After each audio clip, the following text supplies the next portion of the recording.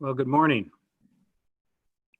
Welcome to the 12th Annual Powertrain Strategies for the 21st Century Conference. We're looking at tipping points for EVs. And we have a variety of speakers from some from suppliers, manufacturers, government, and consulting to give us some insight into the tipping points for EVs, when they're happening, when they might happen. One of the things that we've been studying is looking at the different types of tipping points. Some for manufacturers may be when they are no longer going to put any R&D money into internal combustion engines.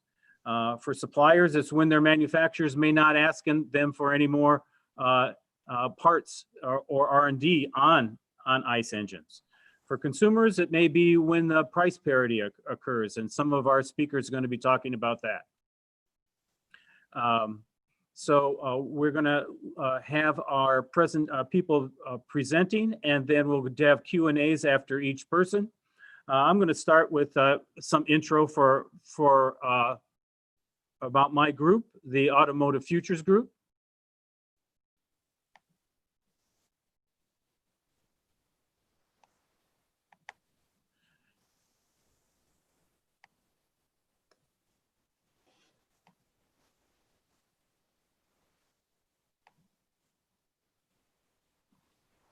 So our group gets our funding from our affiliate program and our supporting members.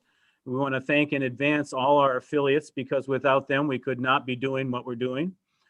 They support all of our, not all of our research, but most of our research, but also our conferences. Our focus on our research has to do with globalization of the automotive industry, as well as advanced powertrains and intelligent transportation systems. Also, we have 5 conferences that we're doing on an annual basis. Our next conference is in September, looking at the future of automotive IT. And here we're looking at the Internet of Things in the automotive industry.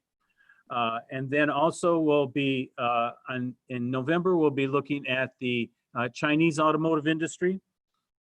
And in February, probably something to do with new mobility. We like to leave some flexibility depending on what are the major issues that are going on during the year. These are a list of our affiliate members. Again, we'd like to thank them in advance for all the help and support they give us in terms of talking to them about what's going on in the industry, as well as financial support. We have a lot of research partners that take part in our research: IT organizations, manufacturers, government NGOs, as well as suppliers and consulting companies. Our projects for the 2020, we're focusing on our powertrain strategies for the 21st century that we'll be looking at some of the results right after I get done with this intro. We're also looking at the China new energy vehicle story about what's going on in China. We've been following it for about 3 or 4 years now, tracking sales and government support policies, as well as platform strategies. One of my colleagues, Sergio Munez, is going to talk tomorrow about some of our research in that area. And we're also looking at the effects of autonomous vehicles on the economy, society, and the individual. So we're looking at research questions around mobility. Where are the manufacturers heading in mobility? What are the public-private partnerships? Powertrains as tipping points for EVs. We're looking at that today. Also for powertrains, the dealership network. Are they ready for EV sales and service? And also the issue of whether OEMs are transitioning to hybrids, or are they going to be just developing more advanced ICE vehicles over the next 5 to 10 years. In terms of globalization, how long will it take for manufacturers and suppliers to reconfigure their supply chains to meet the new NAFTA and USMCA regulations? That's a big issue. and how much influence will China and the EU have on the acceleration of EV sales in the US. The group that we're working with is made up primarily of students, but we also have one researcher, Kara Alkire is our research associate. She's been working with us since the 90s, so she's very familiar about the work that we're doing.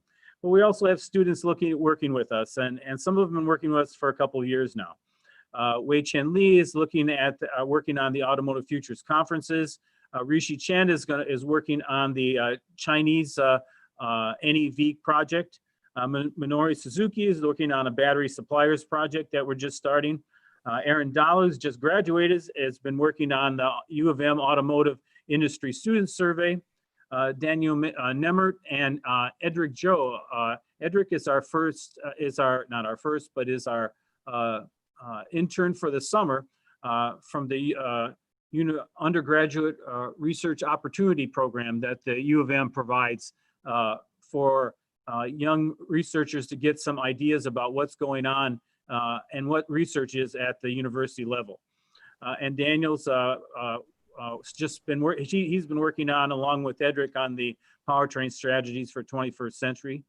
And Alex Balt has been working with us on the student survey and also and working on a Power BI implementation for us for our website. And finally, our student marketing intern, Lahari Vavilala, is from the U of M Ross Business School. She's been working with us this summer. You might be hearing from us marketing-wise this summer. And this is where she's been working. She's been working on developing our LinkedIn page. The Automotive Futures Group LinkedIn page, we ask you to follow us, connect and follow us on LinkedIn. We'll be reaching out to you over the next couple of months as well. As I said, upcoming conference, Automotive IT in September, China in November. One of the things that we're doing a Meet the Speakers networking session for right after this conference. 3 of the 4 speakers will be staying for a half an hour extra, and we have some spots that are open for, they'll do 2 meetings per speaker, 15 minutes each. The sign-up sheet I sent to all the registered people within, I think, last night. Affiliates have been getting first chance at it. I've been sending that out to them. So if you want to, sign up for that link. We've sent the link to you. Sign up if you want to meet with the speakers today. So for our schedule today, I'm going to do an intro for the Powertrain Strategy Survey. Jiangwan Shen from LG Economic Research Institute is going to be talking about his work on electric vehicles. We'll do a Q&A with him. Xavier Mosquet, who's the Managing Director and Senior Partner, Boston Consulting Group, is going to talk about a recent report that they have done on tipping points for EVs. We'll take a break after his Q&A. Michael Safutin from Environmental Protection Agency here in Ann Arbor is going to be speaking about what the EPA is doing in terms of research related to EVs and tipping points for EVs as well. And Karine Hamza and Ken Laberto is from the Toyota Research Institute in North America, here in our R&D here in Ann Arbor as well. They're going to be talking about some of their recent research on tipping points for EVs and the in particular price parity. And then we'll adjourn around 12:15, and then we'll go for the people who signed up for Meet the Speakers. We'll start probably around 12:25. Attendees will get a link to the presentations and to the video. We should have that ready by this weekend. Affiliates get all that, but they also get a conference summary, and that we'll be working on over the next few days. In terms of housekeeping, the agenda, speaker bios, registration lists, sponsorship opportunities, affiliate information, upcoming events, all that is on our website. I sent you the link to that just a little bit ago and also yesterday. And finally, the audience questions and the conference review. There, as I sent you in the email, there are Google Forms for you to fill in questions for the speakers that will take and ask them during their Q&As. And also within that link that I sent you, there's a conference review. So we appreciate if you would give us your opinion about that as well. So as I said, the links to the presentations and the videos will be emailed this weekend. And then I want to dive in a little bit into our powertrain strategy survey and some of the results from that. This is a survey that we did with Ward's Intelligence. I want to thank them for their help. And as I said, Edric Joe and Daniel Nemmer from both research assistant students at the U of M have been working on the survey. Daniel for almost 9 months now, and Edric during this summertime. You've seen the information about our affiliates. Again, thank them. They're sponsoring this research as well. So we're looking at powertrain experts. We've asked them in a survey format, auto manufacturers, suppliers, government, NGOs, academia, and consulting. We asked for projections for 2025 and 2030. This follows similar surveys that we've done over the last 10 years or more. And the surveys were completed during May and June of this year. We had about 110 respondents, 23% manufacturers, 35% suppliers, and this time more than usual, 42% of the other group. One of the things that we provide for our affiliates is the analyses that looks at the differences among these groups. We'll give this information, some of this information today, but all the other stuff will come out to the affiliates. Titles of 20% CEO and and we got 20% CEOs, engineers, chief technology officers and directors, 27%, and managers, 23%, engineers, technicians, 14%, and researchers and scientists at 16%.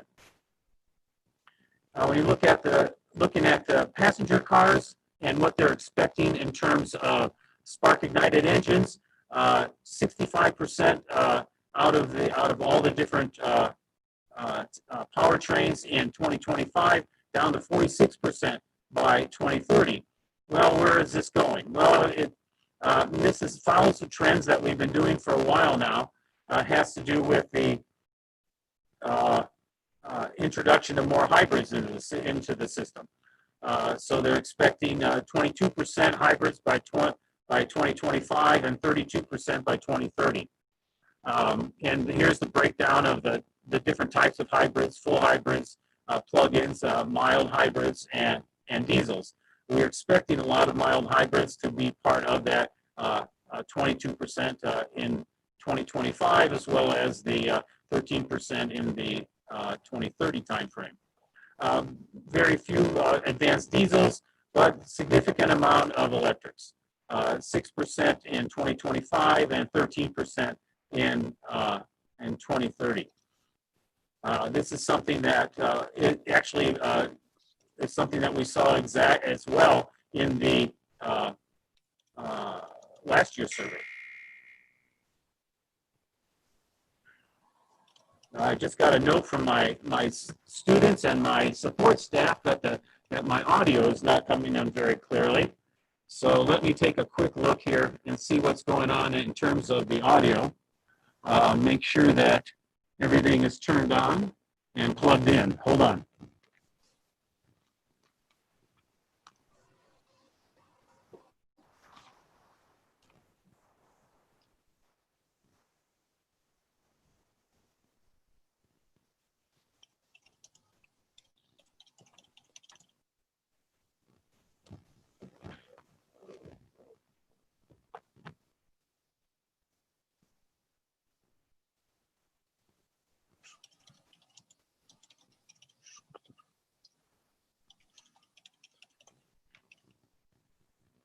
So let's see if that made a difference in terms of resetting the audio to see if that helped.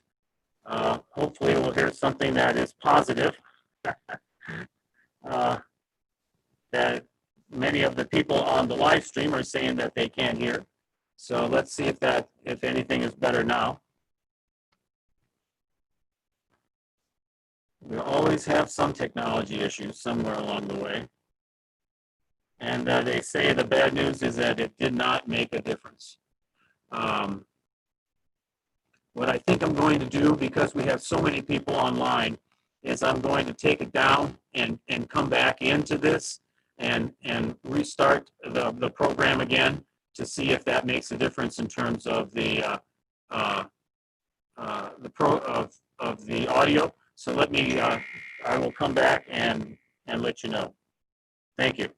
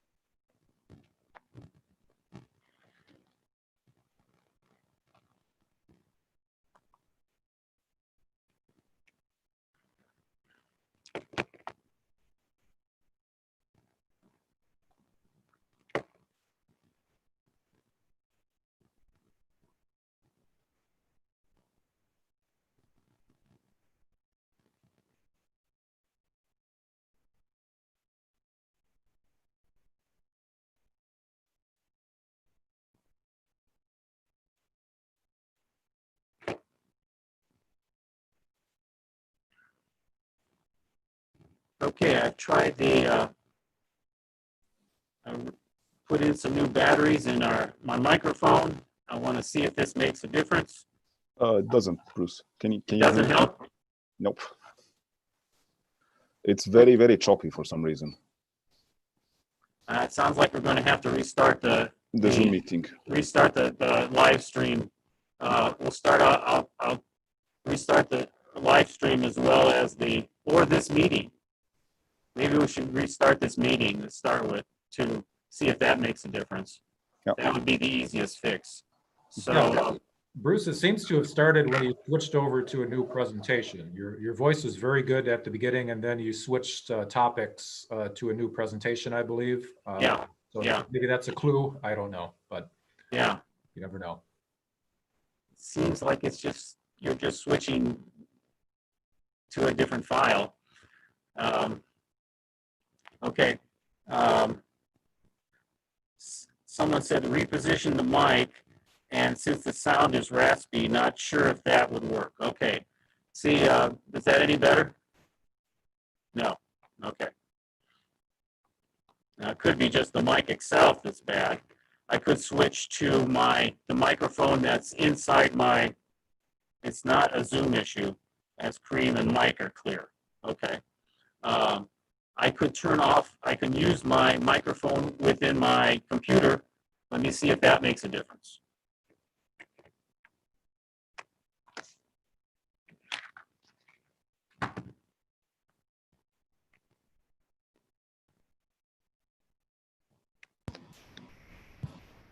Is that any better? Is that clear? Much better. Yeah. Okay. Much better. Good. Magic. Okay. Let me go back to my screen sharing, and I'll go back to the presentation and do a little bit more there. Okay. The things that I was showing you before.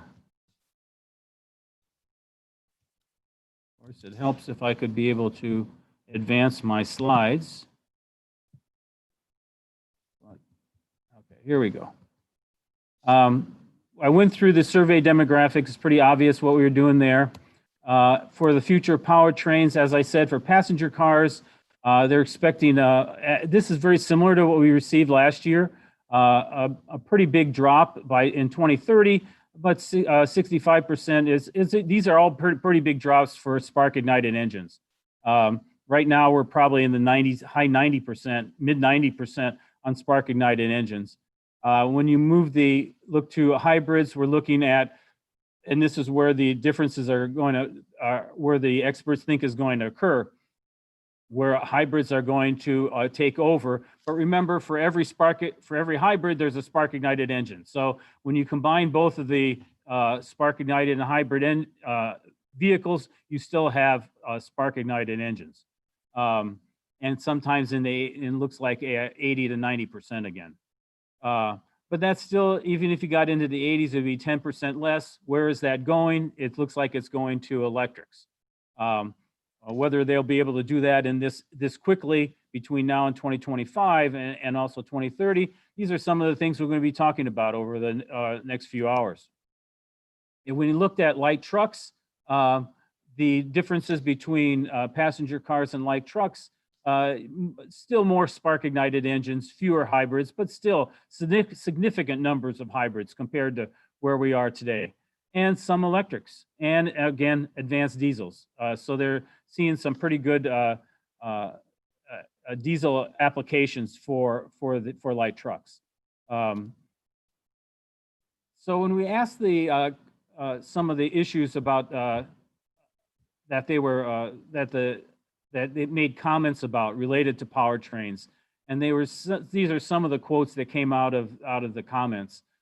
Everything depends heavily on emission regulations, fossil fuel prices, and technological breakthrough in battery, energy storage, and technology. These are quite unpredictable. The COVID-19 crisis will most likely disrupt the mega trend of people wanting to live in the city, and this will lead to a more private car truck ownership. We'll see about that one. The price of fuel is such a predominant factor. Recent developments, fracking, will keep oil very competitive for the foreseeable future. So we also looked at some issues related to corporate average fuel economy and emissions. We asked the experts what they thought whether the new CAFE regulations would reduce vehicle prices by $1,000 as the administration said they would. And they think this is pretty unlikely. We asked them if they believe the new CAFE regulations will survive the current legal battle. And it's a little, they think it's somewhat likely to likely. There's some unlikelies there, of course. So there's a little uncertainty there, but it's tilting a little towards the likely thing. So it's going to be a battle, and we'll be talking about some of that tomorrow with Michael McCarthy from the California Air Resources Board. We asked the experts if they expect to see fuel economy increase from 2020 to 2026. This question was based on the 1.5% improvements that the manufacturers had to make between now and 2025, compared to the 5% per year that they had to do under the previous administration. So when they average out about 12%, but we looked at the quartile distribution. There's a pretty big spread here about how the manufacturers are going to respond in terms of increasing fuel economy. And here we're talking about the overall fuel economy for the whole US fleet of new vehicles, not individual companies, but this is all the individual companies combined, and how they're seeing that. So they're expecting, some manufacturers said they're going to continue to meet the goals that were set for the by the Obama administration, which would put them around the 16 to 25% range. So that's one of the things that we see some uncertainty there about how that's going to play out. Now we did this question already. And we did these questions already. And experts believe most manufacturers will meet CAFE without credits in the 2025 timeframe. But the 39% will say we're going to need credits, and a few won't be able to meet it. In the short term, experts believe manufacturers will develop new ICE technology over hybrid technology to improve fuel economy. See, this is the big issue that we just had the experts tell us that there were many more hybrids coming in the next 5 to 10 years. But one of the things, if you only need to do a 1.5% improvement, you probably may just go with improving ICE vehicles rather than introducing hybrid technology or even EVs. Some of the ICE advancements they still expect some HCCI, some downsizing, increased compression ratios, skip fire technology, cylinder deactivation, variable compression and valve timing, turbocharging, and electric turbocharging. These are things that have been worked on for the last few years, and it looks like they're expecting more of that, and improvements of those probably. Some of the EV challenges that we're looking at, we're looking for tipping points for manufacturers. For them, it was vehicle price, vehicle range, customer satisfaction, and charging infrastructure. Vehicle market share, not so much. One of the other things they mentioned was charging time. Now, this is something that we probably need to, should have put in every survey. You make mistakes, and this is probably one of the ones that we made for this one. We probably should have had charging time as one of the things for them to choose. And so they were rating each one of these. And also government regulations, fuel prices, and supply chain stability. For customers, vehicle price is, again, the big deal. Again, these are not surveys of consumers. These are experts talking about customers. So it's vehicle price, then range, then infrastructure, then customer satisfaction, and less so for the amount of EVs available for purchase. We always thought that this might be a bigger issue in terms of the different types and numbers of EVs and the amount of EVs on the road that would be have an influence on people buying in terms of a tipping point. Charging time, battery lifetime, always big issues, as well as EVs and SUV category and better styling. When we look at, we asked when lithium ion batteries would reach $100 per kilowatt hour. They were not expecting this happening until after 2026. Some people are talking about this happening before then. As you can see, there's a certain percentage that think this is going to happen before then, but most people are going to think it's going to happen after that. And a few people say it's never going to happen. When we asked them when we thought, in terms of price parity, that EVs vehicles that were comparable to ICE vehicles would be at a comparable price to those vehicles. Overall, the average was 2033 by then. Here we break out by manufacturers. They're around 2034, suppliers about 2031, and everyone else about 2033. So from our sample, they're expecting they're not expecting ICE EVs to be comparable to ICE vehicles in price parity for another 10 years or so. In terms of life expectancy, of the typical life expectancy of an ICE vehicle today is about 12 years. For 2025, they expect EV life expectancy to be 10 years and 13 years for 2030. These are similar to results that we received last year. And we looked at the types of batteries that would be coming out over the next 2025, 2030 timeframe. Lithium ion is the clear leader here.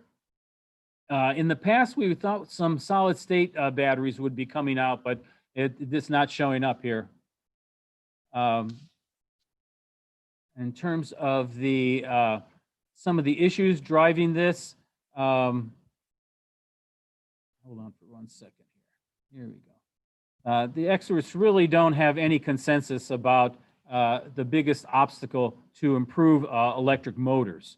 Again, part of the EV story. Rare earth minerals, motors are almost perfect now, making it hard to make improvements. R&D focused on other systems, cost of improvements, especially if things are almost perfect, and not putting a lot of money into R&D right now are how they're thinking about this.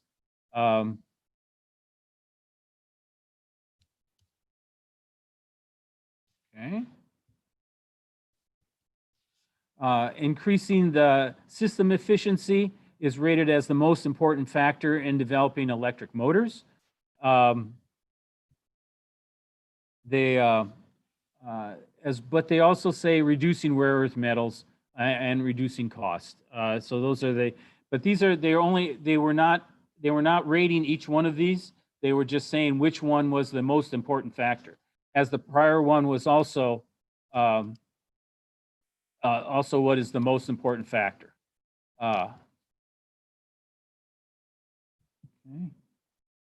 And also we asked, one of the things about charging we did ask, which we didn't ask in one of the other previous question, was one of the big issues is how long does it take to recharge a vehicle? So we asked them to predict when EVs would be able to charge a completely discharged battery in 15 minutes. Well, they say it's going to be well over a decade. Manufacturers are even less optimistic. They're looking at 2037 compared to suppliers, and the other group is at 2035. So here we're looking at almost 15 years before we get to the type of charging that's similar to the type of thing we're doing when we're refilling our gasoline vehicles. And this is a big challenge for them. In the last couple of questions we looked at COVID-19. We asked if we thought COVID-19 would delay EVs, and the largest group was that it was likely to, and this is the majority of people think it is going to delay them, EVs. We asked them by how much. It's going to be between 6 months to 2 years, maybe 6 months to a year, but actually definitely within the 6 months to 2 year time frame, probably depending on the manufacturer. And some of the other effects that they thought the COVID-19 will have on the auto industry would have the localization of supply chain, the shift to online retailing, multiple manufacturing locations worldwide making the same product, and some more virtual business meetings as we're having right now. Okay, so these are the results that we have from our powertrain strategy survey that we did over the last couple of months. In terms of tipping points, I wanted to use this as kind of a setup for how our rest of our speakers are going to be talking about EVs and how they're going to fit into the future of the automotive industry, and what are we kind of know what are the big challenges, but the issue will be how are those going to play out, and how are the manufacturers and suppliers going to make the changes that are necessary. Let's go to our first speaker, is Jianguan Xin from LG Economic Research. Jianguan, it covers the rechargeable battery industry, energy material industry, and the electric vehicle powertrain industry. He has nearly 20 years experience in the automotive powertrain and transportation system industries, and his previous positions included marketing leader for the battery division of LG Chem and a researcher at the IT Research Center of Samsung Electronics. Jianguan, welcome, and I'm going to let you take it away. Thank you, Bruce. Hello, my name is Jianguan Xin, and in Korea, I think I'm only one who works at night. So I'm a research fellow at LG ERI, and the role of my organization is the first role is just economic things. And the second role is setting a long-term strategy for core regions in LG as well as Korea. I'm involved in strategy department and I have involved in this battery industry since 2004 at LG. I'm very honored to be here, and actually I was in 4 years ago. I worked with Bruce and presented about the future powertrain technology. I'm happy to be here again, and I hope to go back Anova soon. Okay, the first slide is the characteristic of the first generation EV. And the EV generation definition is varies from institution to institution. And here's my opinion about EV generation. The first generation is from year 2010, and you can see the Nissan Leaf or some other vehicle. And the second generation is year 2015, and third generation is from last year. And each generation has a very specific characteristic. For example, the first generation is focused on product maturity, and it's also focused on A-seg or B-seg. And then the second generation is focused on cell energy density, and they also focused on how they can increase the mileage. On the third generation is EV for mass market, so it's also focused on the price competitiveness without subsidy. So we think, although the Bruce just explained that the EV, the price competitiveness with ICE can be maybe more than 10 years later, but we think the first generation EV, which can be in the market maybe 3 to 5 years later, will be priced down almost the same to internal combustion engine. And so that we think that the first generation EV should focus on differentiation factor point of EV. For example, the design or infotainment or safety. The next slide is the competition with ICE. So McKinsey and BNEF maybe, so they, in last year, they released some report about some price, and they say that the EV price is almost the same in after 5 years later. And BNEF also the same opinion, and we, LG, also have almost a similar opinion. So we think the differentiation factor of ICE can be excellent driving performance. So we assume that the first generation EV can be, the price is almost similar with the ICE. So it's this EV should focus on some differentiation factor. First one is the excellent driving performance, and second one is easy integration with the new technology, and the third one can be suitable in terms of sustainability, including the eco-friendly production. So I think that the real competition without government support in automotive industry will begin around year 2025. And this slide it says our assumption about combination with EV and new technology. Maybe it's everybody mentioned about the autonomous technology and mobility or connectivity or something like this. And our opinion is that EV with autonomous technology, it can be available after year 2025, but EV for car sharing can be big impact for EV demand. But however, because of the virus issue, shared vehicle industry may need time to on-track growth, but I believe that sharing is kind of a trend and which cannot be irreversible. So I think the sharing EV will driving high demand by mobility company. And the sharing car is like we can see there's a Volkswagen like it's Moya, it's kind of a concept car, and the street scooter in Germany. It's kind of some light electric vehicle truck, and its cost is not that expensive if you compare with the IC car. And we think the EV for sharing car is first in the market in the commercial vehicle sector, because although the fuel cost is decreasing, but the more than driving mileage, and then more the driver, they can feel the more benefit about the fuel, the decrease issue. And the next page is about the second life EV. And this is very interesting point. And we think it's maybe around the year 2025, almost 60 gigawatt hour used battery will be in the market. It's huge. And maybe huge used electric vehicle market will be formed year 2025. And we assume that the global used battery market size will be almost $8 billion in year 2025.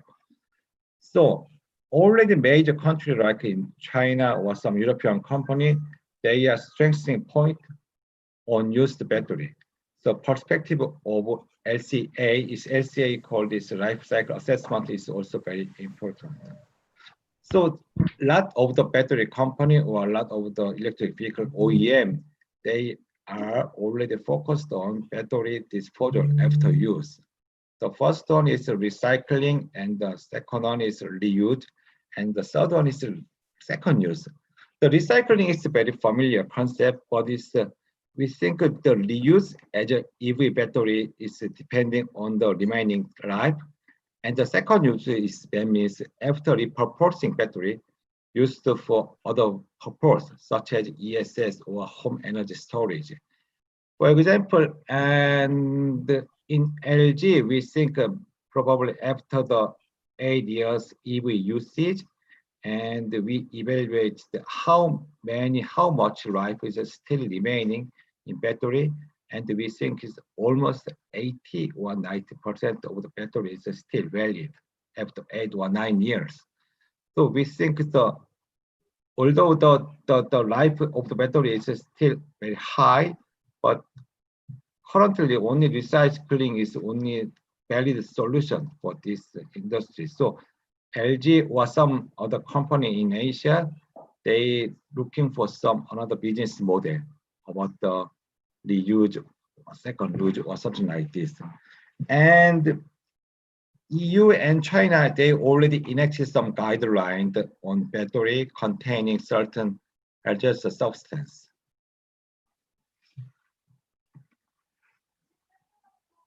And next slide is the policy.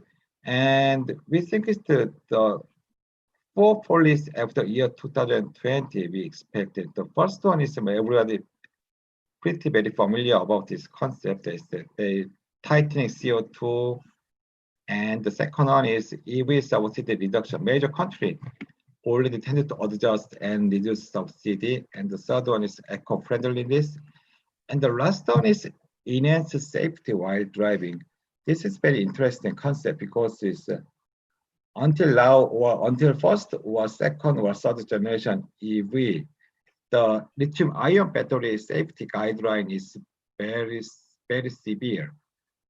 And some guideline is almost similar from the IT battery guideline and electric vehicle guideline. And so some OEM, they try to adjust the safety guideline, such as the nail test or some other the crash test or something like this. And also some OEM or some government, they try to focus on safety while driving, just a normal driving situation. For example, just normal driving situation, or for example, they just park in the garage or something like this. Oh, sorry.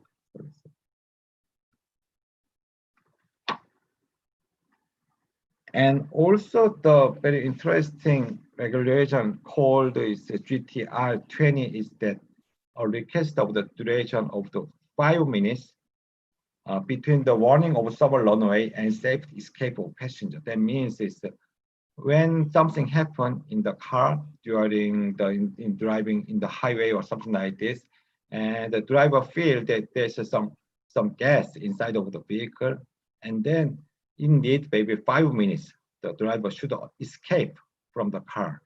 And some European OEM, they urge that this minute should be increased up to 30 minutes, and but 5 minutes is in China's regulation. And this slide is actually it's very important to find out the driver pain point. And for the R&D direction of the first generation EV, so we think the mileage and safety and price, quick charging and resale value are major pain point. And the driving mileage is interesting. This is more than 50% of the customers still prefer 300 miles or more because the EV maybe around year 2025 can be the driver's first car, and they usually have only one or two cars. So they think their car should have more than 300 miles or more. And second one is a safety concern about the explosion of the batteries. And this survey is done by the usual driver. And the third one is not willing to pay extra for EV compared to ICE. That is the big issue to OEM in global OEM because they know about this result. And LG, we also surveyed this kind of question from this year, and almost all OEM answered our question. There is customer, they do not willing to pay extra for EV compared to ICE. And the first one is the quick charging. So this point is only one, the premium for EV. So it's a quick charging. So more than half of the user require our charging time is 30 minutes or less. But I don't think there's the driver, they do not need just 15 or 10 minutes of charging time because they know it's the electric vehicle car, not the ICE car. And the last one is the resale value. See, uncertain about remaining lifetime battery is a major cause of the discount price. So they high need for lower EV price and the driving safety and the quicker charging to ICE fuel time and need for battery life prediction and management tech. Because the resale value, maybe, I just saw that the Bruce survey, there's usually ICE lifetime can be 12 years, right? And we think the EV lifetime should be almost the same or more than ICE lifetime. But currently, the EV battery warranty is maybe 8 years, or 8 years was maybe up to 10 years. That means after 10 years, the driver should change their battery, or the lifetime of the EV can be shortened than ICE. That means it's a decrease of the resale value, and that means it's the driver or purchaser, they probably hesitate to buy electric vehicle.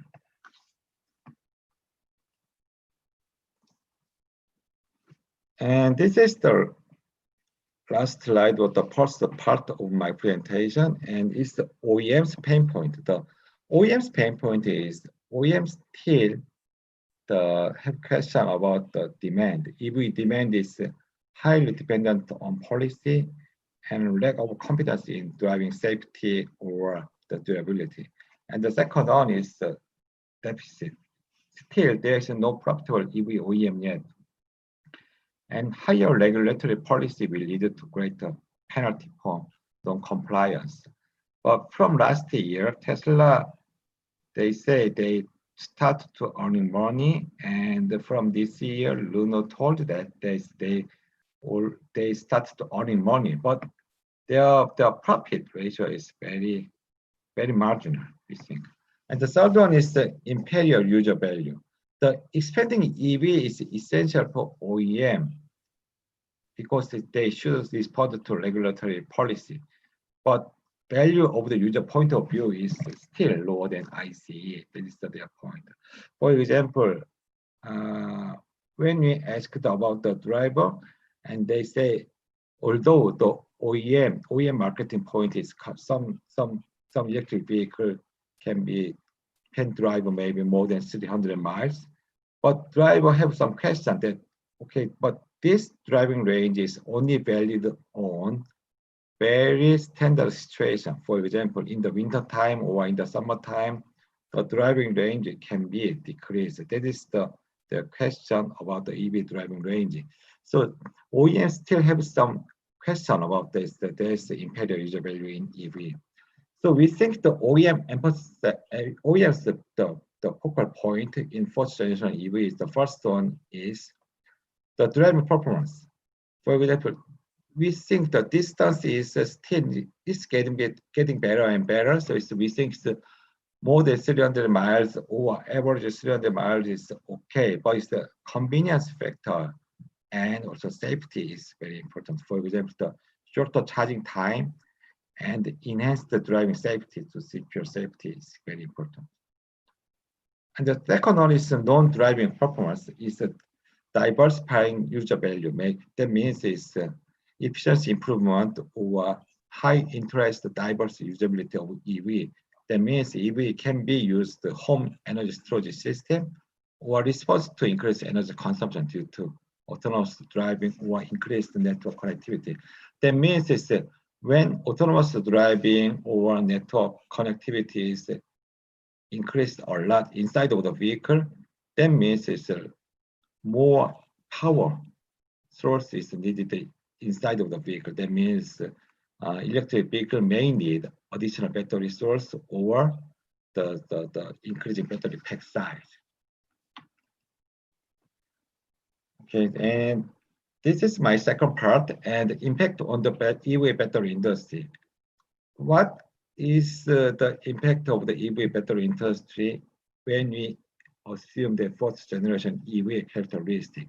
And when you see the left the table, we see that the vehicle battery characteristic. The first generation pain point can be requirement battery for second generation. For example, the first generation, the pain point can be low mileage. The requirement for battery in second generation is energy density. And the second generation is a price burden. So it's a third generation, they focused on cost and supply management. So, but third generation EV pain point is still, we cannot expect it yet because it's launched just last year or from this year. We should assume, and we assumed this, and the first one is the profitability, and the second one is safety, and third one is user convenience, and last one is regulation. So we think the fourth generation electric vehicle battery should meet all four pain points because it's the major spec of the fourth generation EV battery is likely to solve the pain point of third generation EV. And this is our analysis, and maybe third generation and fourth generation battery spec. And we can divide the battery spec is the current battery spec and also new battery spec. Current battery specification means is that there is any change, current battery specification. And the new battery specification is kind of a new battery specification can be appear in fourth generation EV. And so almost all OEM, they just focused on price and price and price because they think the EV price should be comparable with the ICE. So price is important in second, it's just a typo, and third to fourth generation, it should be increased. And capacity and energy density, they still have some needs, but not strong needs like the price. So they want to improve a little more. And life is, they think it's battery life is already okay. The cycle life or calendar life is okay. Because currently the battery cycle life is 800 cycle life, and maybe in the short term, this cycle life can be increased to maybe almost 1,000 cycle life. That means if your electric vehicle can drive maybe 300 miles, that means it's 300 miles times 1,000 means 300,000 miles for only one battery without switching. And the first one is power or resistance. It's almost the same, maybe it's maintain current level, but the quick charging. Quick charging is the OEM or the purchaser or driver, they think they want to they need more shorter quick charging time. And the extent on safety on extent is they think there is the current standard, they mitigating trend from current standard. So we think that the quick charging for first generation battery is just only one important spec in first generation EV beyond the price. Because it's a lot of the battery company or a lot of the electric vehicle company, they still focus on increase the energy density and increase the battery life. But when we surveyed or when we meet the OEM and when we meet the driver, they think the current driving range in third generation EV and their lifetime and their power characteristic is okay. They only need the more cheaper electric vehicle and the more shorter charging time, and they want to assure the safety on extended situation or safety on normal situation. And this is the last slide of my presentation. And besides the current spec of EV battery, I think the new battery spec for electric vehicle battery will emerge. In the left side, there's the market trend. In the demand side, the first one is change in consumer trend, and the second one is autonomous driving or infotainment. Although autonomous driving can be in the market maybe in the long-term standpoint. And the third one is increasing mobility service and expanding used EV market and increasing awareness for environment. And the supply side means this. Supply side is the first one is the tightening regulation and tightening sustainability regulation of EV production and use of battery disposal and recycling and the increased need for EV safety. So we think the first new spec can be operational safety. So it's enhanced safety in normal situation. For example, the delayed summer runaway or something like this. That's the operational safety. And the second one is battery life control or management. Battery life itself is okay, but it's OEM or driver, they want to know how many life or how much life is still remain in my battery. That's why, because they want to evaluate their resale value. So battery life control or battery management technology can be very important technology in the future. And third one is the battery optimization for non-driving performance. Maybe autonomous driving or connectivity or something like this. Additional power source is needed for electric vehicle. So it's battery optimization may need for non-driving performance, not driving performance, just for non-driving performance. And the support for second life battery is very important because the battery itself, it lives very long, maybe more than 10 years. And for example, battery itself, if you just store in the inventory house, and then after 10 years, battery itself its performance can be more than 80 or 90%.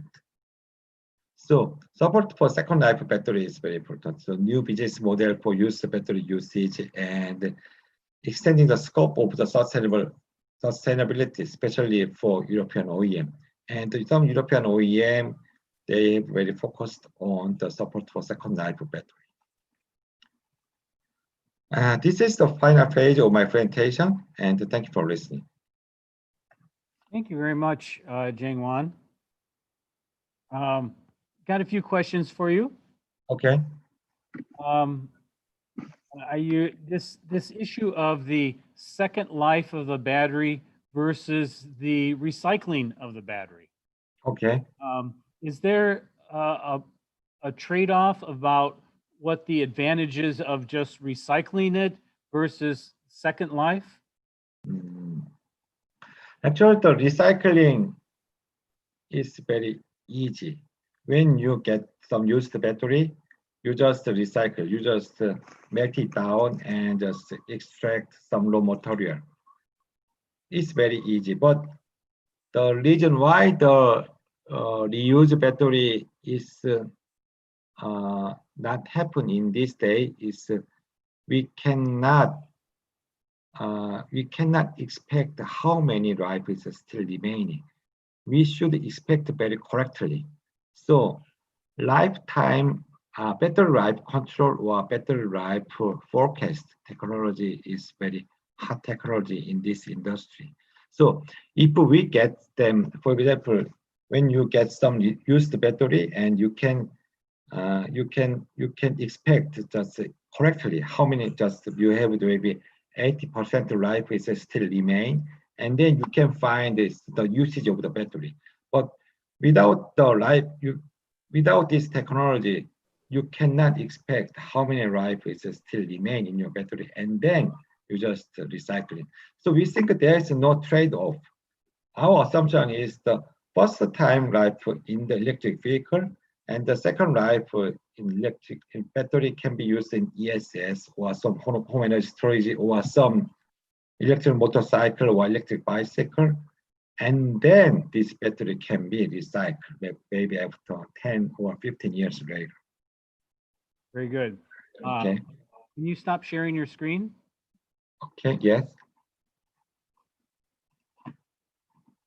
Okay. I want to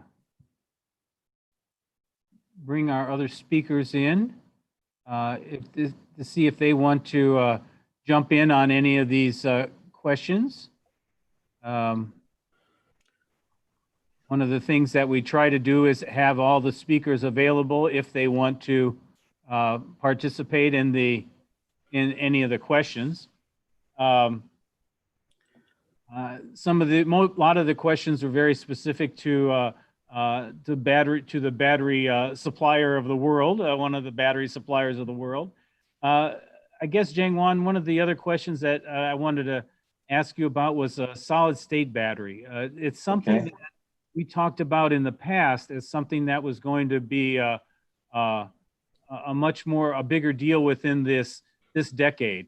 Where do you see it happening now?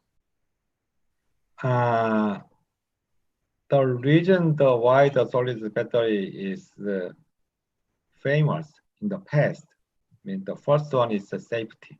We think the solid state battery should be very safer. And the second one is energy density or something like this. When you take the solid state battery and then driving range is increasing maybe almost 1,000 kilometers or something like that. And third one is the charging time. So we expect that charging time can be shortened if we apply the solid state battery. But this kind of assumption, we figure out, actually not LG, but a lot of battery company, they figure out some issue. For example, some solid battery is not that safer. And some solid battery is ionic conductivity, there's some problem. That means its charging times can be not that shorter. And also the driving range, although the solid state battery driving ranges can be increased, but lithium-ion batteries energy density is also increased a lot. So using the current technology in lithium-ion battery, you can expect maybe almost 500 kilometers or 500, more than 500 kilometers per one charge. That means they don't need this more than, why the driver needs more than 1,000 kilometer driving range, only one charging.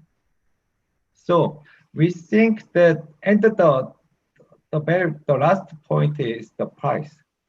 Okay, there is lithium-ion battery, the price is decreasing very fast, very, very fast. But if we apply the solid state battery and there's some issue in price, that means we think that maybe after 5 or 10 years later, and we can figure out, we can find out some solid state battery for electric vehicle, but this battery solution is valid only for very premium segment in electric vehicle. Anybody want to jump in on this question? I'd actually like to go to the previous question.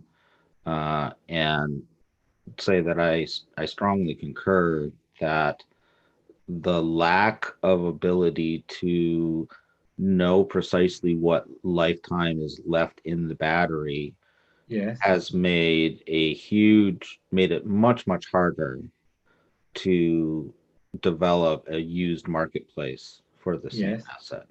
Mhm. So I, being a car guy, dubbed this problem about 10 years ago as Mhm. a lack of a battery odometer. Okay. And the concept of a battery odometer is this, odometers do not precisely tell the prospective buyer how much life there is in a car. It Yes. simply is something that is highly correlated through lots and lots of observations Yes. to the value of the car.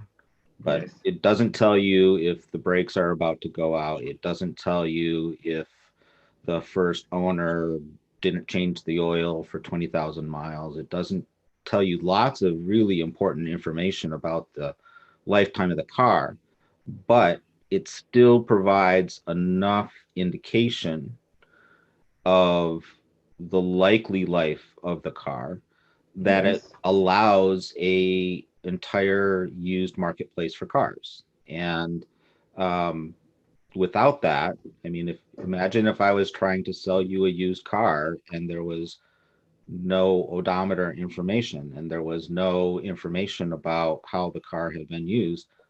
How would we even start that negotiation? In the same way, if I were to bring a used Prius battery and set it on your desk and say, would you like to buy this? And if you said yes, how would we even start the discussion about the value or the remaining values? So I'm unfortunately not a battery chemist. I don't have much to offer as to what should be in that odometer. I mean, obviously, C rate and depths of discharge and how many of them and all those things would be candidates. But I would just once again say that without some kind of health meter or odometer or something like that, even if it's highly imperfect, uh, the used marketplace for batteries is really challenged. Yes. Right. Very good. Thanks, Ken. Just quick short comment. Uh, Actually, in LG, we are in this industry almost 20 years, and we know this is very difficult technology. And but we think is the reason why this is very difficult technology is because we need the data, right? But LG, we have the research data and manufacturing data of the battery, but we do not get some driving profile or usage data. But all three battery data is combined. It's research and manufacturing and it's driving profile data. And then we can expect very precisely to how many rifles remain. But we only have the research and manufacturing data. But our R&D guys say their accuracy level is maybe almost 80 or 85%. But this data is, if we combine with the driving profile, and then this accuracy level is maybe up to 95%. And actually, so LG, our target is we get this technology until next year, and we have a lot of the partnership with some OEM. And I I don't think that you can see in the odometer and how many rifles still remain, but you some battery guy or some service guy can expect how many rifles still remain after 5 years from now. Okay. And my point is simply if that was an exposed feature, even if the consumers don't understand what goes into that, as Mhm. long as it seems to be relatively consistent and predictive, that allows for a secondhand marketplace. Yeah. Just as an aside, too, sorry to talk so long during this other session. But this is also a big barrier for full V2G, where a car would release energy out of its batteries. And I'm not saying it's the biggest issue or the only issue or any of that, but if you can't go to a chief engineer and say, you know, these extra cycles that you're putting on the battery will reduce the life of the car or the life of the battery by exactly this, such that you can put a price tag on that, you're in this situation where you may know what the value of providing that utility service, but you don't know what it's costing you because you can't Okay. precisely state what the value of the battery / car is reduced with any given extra cycle. Very good. Okay. Thanks, Ken. I think we're going to move on. Jangwon, I want to thank you for your time. We're going to let you go to sleep now. And Okay. Okay. Thank you. thanks for spending the time with us. Yes. Take care. Take care. Our next speaker is Xavier Mousquet. Xavier is the senior partner and managing director of the Boston Consulting Group, which he joined in 1985 in London. He's the founder of BCG's Detroit office and 8-year leader of BCG's global automotive practice. His recent work focuses on a report recent one with French President Macron on the future of the auto industry and mobility, the launch of a European battery initiative, market forecasts for powertrain evolution, due diligence of battery pack technology, and opportunities in power electronics and components for EVs. So he has some experience with EVs. So he's going to tell us about a recent report that they've been doing on tipping points for EVs. And Xavier, thank you for joining us. Well, Bruce, thanks for this nice introduction. Can you hear me well? I can hear you well. Great. So let me share my screen.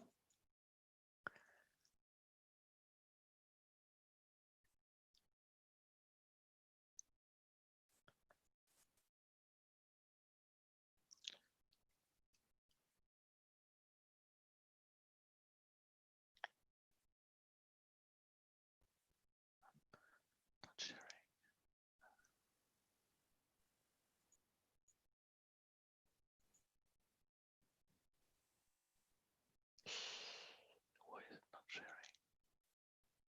You see the thing down at the bottom of the screen, Yeah, but it's hiding. Sorry, it's just hidden for me. Just wait a second. Okay. I don't have the right. I don't know why it's not showing. Yeah, I can see it from here. Yeah. It's getting blocked by the Zoom stuff. Yeah, probably. Yeah. So let me just Go up to the slideshow at the top, or is that blocked as well? Control are there, but they're not showing. That's interesting. So why are they not showing? Maybe it's here. Okay.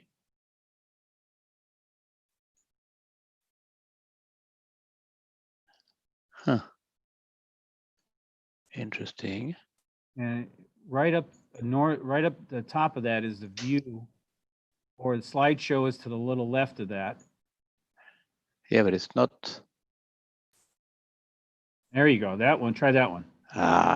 Here we are. All right, magic. Great. Okay. We're good? We're good.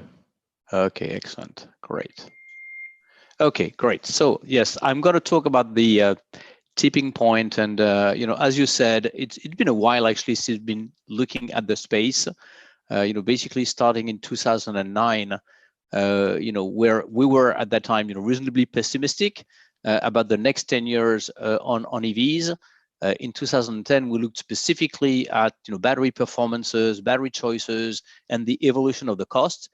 We did forecast some significant reduction of the cost of those batteries going forward, but still not enough to make a market. Let's say between 2020 and between 2010 and 2020. And in 2017, we actually, for the first time, used the word tipping point, basically saying, it's not yet there, but we now see light, out of the tunnel. And we know that in the coming years, there will be actually a time where there will be a sustainable market for EVs. And basically, we said somewhere between 2023 and 2025. And in 2020, and that's what I'm going to share with you, we actually revised several of the assumptions of our 2017 report, with frankly a few good news. And so I'm going to share some of those as we speak. First of all, and that's the most important, we had already seen between 2010 and 2017 a faster decline in battery cost than we had modeled in 2010.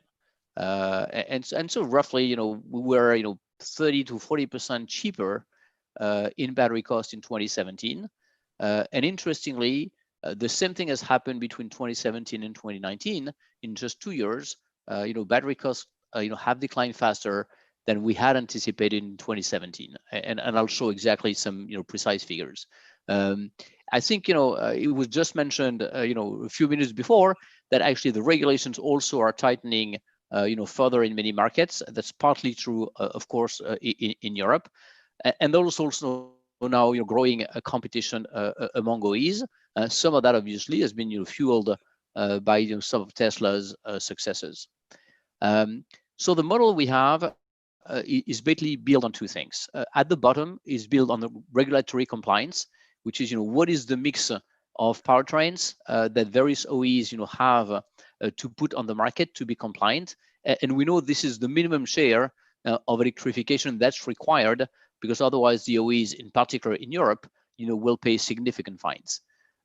And then there's another model, which is, consumer driven.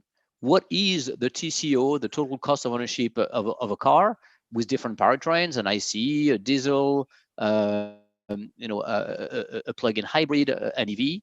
And if you're a customer at a given point in time, what is the reasonable choice for you to make, given how much you're ready to invest right now to pay back in fuel costs, knowing that electricity is cheaper than gasoline at the pump? And if you're a consumer and you make rational decisions, there's a point where, if the TCO is good enough for EVs, you're going to start buying more EVs and less ICEs, and we'll see a bit that evolution there. So what's clear is, in the past several years, the share of electrified vehicles with it, mild hybrid, full hybrid, plug-ins and BEVs has increased in the marketplace. And if we look just at the 2016 to 2019 period, you've seen growth of the electrified engines, somewhere between 25 and 30% year on year, which is obviously much higher than the overall growth of the automotive industry. So we've seen actually a reduction of the share of pure, ICE engines. A lot of that, to tell the truth, has been actually supported by incentives. And the question is, do we still need incentives, and for how long? And once incentives disappear, is there a real market? And the good news that I was sharing is actually the faster cost of decline of batteries, that has happened in the past 10 years, and that's continuing right now. If you look at the gray curve on the top and sort of the green orange curve in the middle here, you have our base case scenario that we had forecasted in 2017, and our more aggressive case, which is the light green in the middle. And if you look at 2030, our base case was $126 per kilowatt hour in 2030 as a base case at the pack level, and our most optimistic assumption was 95. And the reality is that we've seen, between 2017 and now, an evolution that's much closer to our more aggressive case. And therefore, in this revised forecast, we've actually used that assumption with a target of $100 per kilowatt hour in 2030 and a midpoint at 120. 126 was roughly, consistent with what the administration, Argonne Labs, and a number of places at the time was forecasting. But actually, things have gone faster. you still have here, just as a reference, the highest or the more aggressive projection that was made by Bloomberg, suggesting that potentially we could get as low as $62 per kilowatt hour in 2030. We don't think this is likely to happen, but it's important to know that there are much more aggressive forecasts out there that are potentially credible. Now, the 100 we think in 2030 is very credible. And if I had to make sort of a bit of a caveat here, is we think it's a good target. It could happen slightly earlier than 2030, and obviously that would be an even better news. So that's what's driving actually the improvement of TCO seen from the consumer. And the result of that is, if you start doing the calculation every year about I'm a customer, I'm looking forward at the cost of buying an EV and how much fuel I save with electricity compared to gasoline, what is my best choice economically? And what's interesting is you have on the next page for 3 geographies, the US, China, and Japan. What you have in green, which is nearly a horizontal line, is the cost of ICE at every of these years. And the dark line is the cost of an EV as a TCO based on 5-year TCO. So the cost of the car and the cost of the fuel, the electricity over 5 years.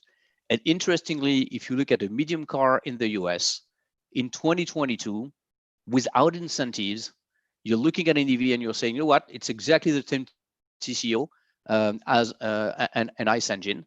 And therefore, it's a good economic choice for me. And if I'm inclined to like EVs, and economically, I'm going to buy one. The same year actually happens for China. And Japan actually is further there, probably closer to 2025. And one of the big drivers here is the number of miles that you drive every year. And in Japan, people drive less. So actually, it's more expensive relatively to buy an EV in Japan than it is in the US, where people recover the cost of the EV faster. So obviously, different cars have different TCO line, but believing that in the US, somewhere between 2022 and 2024, there will be a point where you're better off buying an EV economically than buying an IC as a consumer. If you're ready to invest a little more, I think this is the reasonable time frame to think about, which means that somewhere around 2022, 2023, we won't need incentives, and this will be a fully sustainable market. Based on that, we've in a way made, and this is updated, unfortunately, for the 2020 COVID crisis. So this is very much the latest figure. But if we see the trend overall, independently of COVID, the projections to 2025 and 2030 remains pretty steady. And in 2030, we think there will be 18% full BEVs sold every year, and 8% plug-in hybrid, which may be a bit of a transition technology, because as batteries get cheaper, you probably want to go more BEV than you go PHEV. And overall, what this means is in 2030 there will be more globally, more cars that are electrified than cars that have a combustion engine only. And we're at 52% electrified vehicle in 2030. And what you have to the right here is the growth rates of those different categories, where you're seeing that obviously if you're a BEV manufacturer, you're going to be growing about at 20 to 30% per annum. And if you're a gasoline engine company only, you'd be declining at -1 to -4% in general year on year between now and 2030. So we talked a little in the prior presentation, about how does oil prices, battery cost, and so on impact those models. And I would say yes, there's a number of factors that do impact, how important will be the market for BEV. If I look at the right-hand column, but frankly, these are limited sensitivities. It doesn't totally change the trajectory. Yes, if oil prices go from $60 to $90, 60 was our base, assumption for this model. BEV share you can grow by 2 to 3%. Yes, if oil prices remain depleted at $40 instead of $60, you lose a bit of BEV, but it is not a major factor. There's still significant incentive to buy a BEV, post 2022, 2023. Battery cost, if they were not 100 in our forecast, but if they were the $60 roughly that Bloomberg is forecasting, that does increases the share of BEVs by 3 to 4%. But still, I mean, it doesn't totally change the orders of magnitude. Rideshare adoption, I think, Yijang was mentioning also how shared mobility improves the share of electrification, because higher miles cars benefit from an electric powertrain economically. And yes, if there is more ride sharing, you can grow a little more BEV, but overall I would say the figures remain pretty close to the whatever 18-20% that we're talking about. And so a very stable forecast going forward. The good thing also is that consumers are really interested. If you look at the middle chart between 2010, 2016, and 2019, the number of people that would consider a BEV for the next car is 33%, and that's US figures. It's huge, and for PHEV it's 51%. And so we do have now a consumer that know and are reasonably interested, by buying BEVs. And on the right hand side, you have the level of satisfaction, and this is a 2019 figure where 70% of people who have bought an EV are likely to repurchase an EV. So that's critical, of course. If we don't get the customers with us, this market will not be able to grow as much as it could, but the degree of satisfaction is really high. And so we need to think, we're going to see this trend of adoption continue as the economics improve. There's a bit of a mixed results through COVID. I mean, obviously, COVID is a crisis. Crisis impact consumer behaviors, and these are the few things. This is the first 5 months of the year. In the US, we've seen a slight decline of EV plus PHEV, BEV plus PHEV penetration from 2.3% to 1.8%. We don't think this will stay for a long time, but for sure, people are more worried about buying a car that may be slightly more expensive, and so we see the decline. Europe is totally the opposite. We've seen an explosion from 2.9% EVs to 12.3% EVs, and again, EVs here is BEVs plus PHEVs. So the first 5 months of the year have seen this incredible explosion, which is also because in 2020 there will be huge fines, for OEs who don't meet the regulation, and so everybody has been out there making sure that they sell their share of EVs. Actually, this might even increase because since May, a number of governments, including Germany and France, have actually announced even higher subsidies, for EVs or electrified vehicles. So it may even boost that market. And China has gone from 4.8% to 3.4%. I would say this is not COVID related. This is because China had actually a 3-year plan that ended last year, and so was a bit short of incentives. And we know that incentives will be required until 2022. But China has more recently announced a new 3-year plan, and so we expect this figure to come back up again and to go back on the trajectory that we've just seen.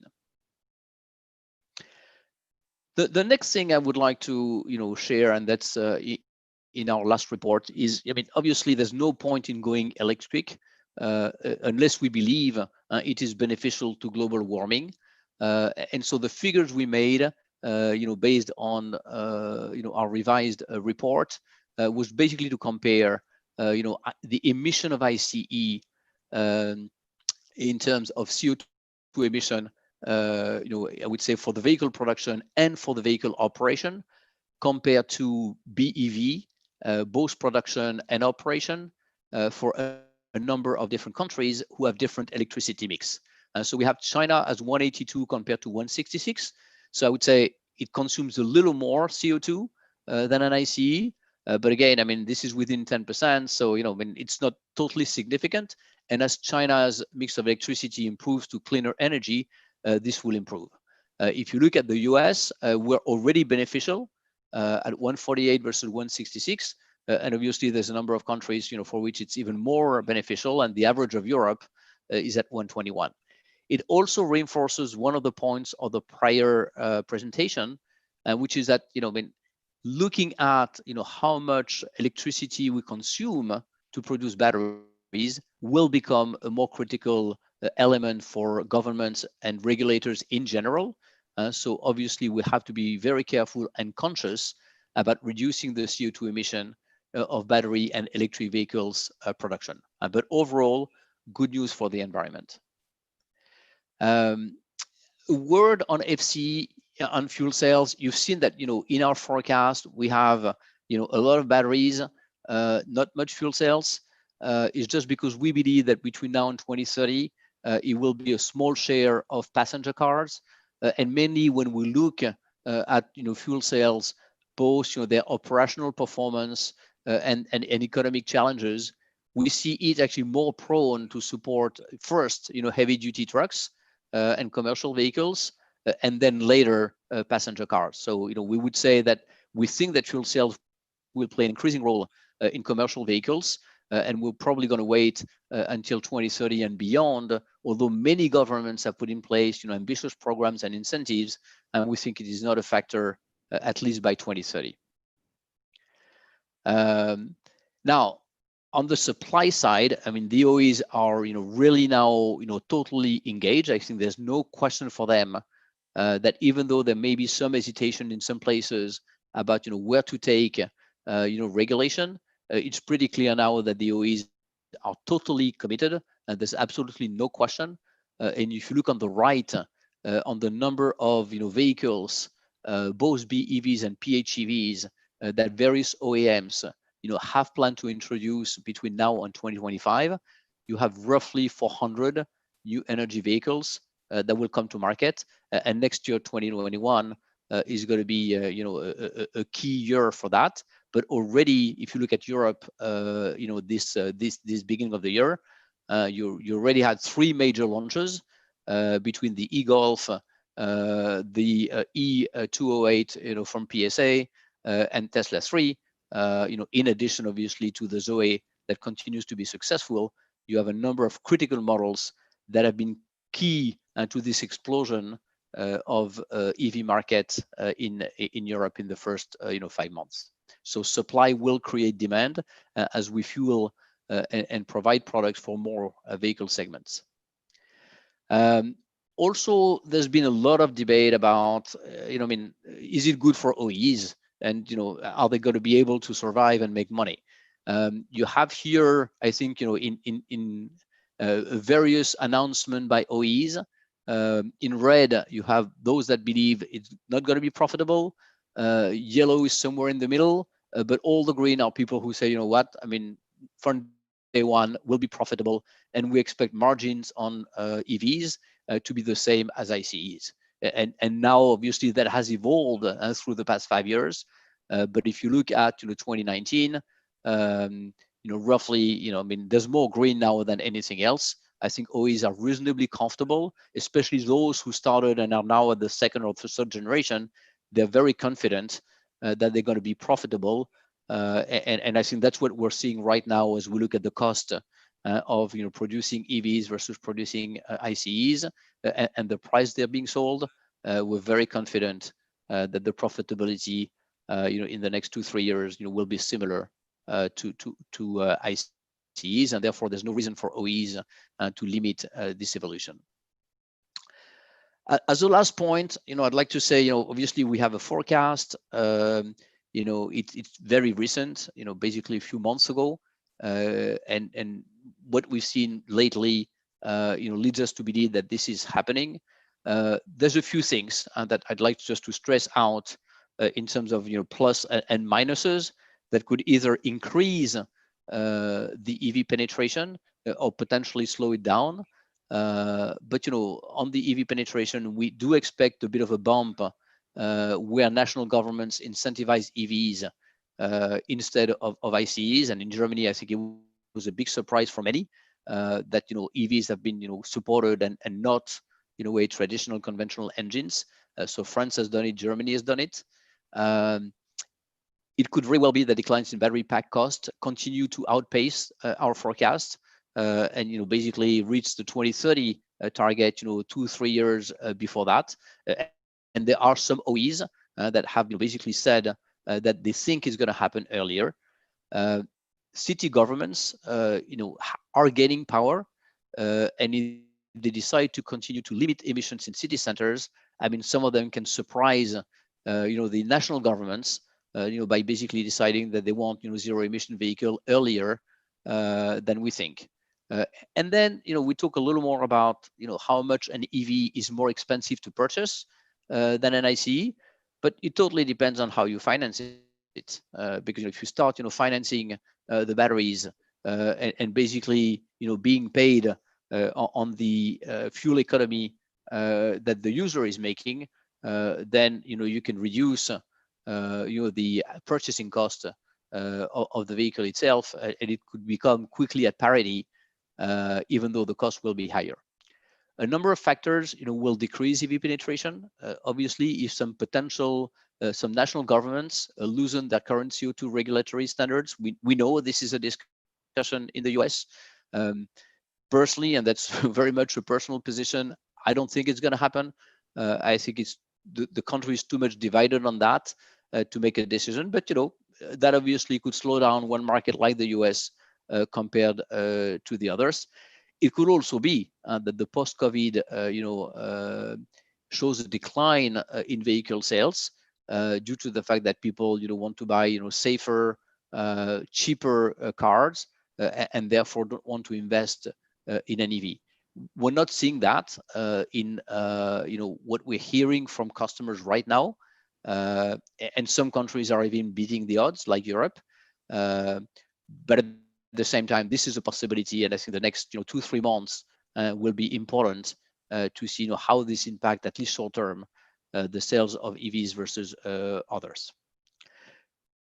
I would like to leave it there, and just now open to your questions, if anything. Thank you very much, Xavier. Can you turn off your screen share? Yes.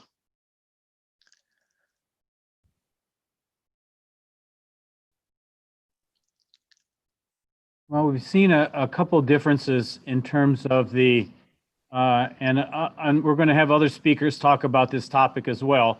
But I just want to get your two cents on this and the differences that people are coming up with in terms of when price parity occurs.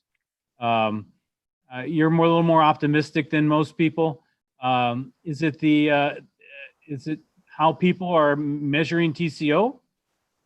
So first of all, we think that most consumers in the US and elsewhere, one way or the other, look at total cost of ownership. And when we ask consumers in all countries, by the way, we see roughly the same 3 segments. There's a segment of people who just love electrification. They were the first buyer of hybrids and Priuses and so on, and they were the first buyers of EVs. That's typically, depending on countries, between 5 and 9% of the population. They're not too worried about payback. They're ready to pay, a few thousand more dollars, to have an electrified cars. This is not the market. It's a niche that, has helped, fuel the current buyers.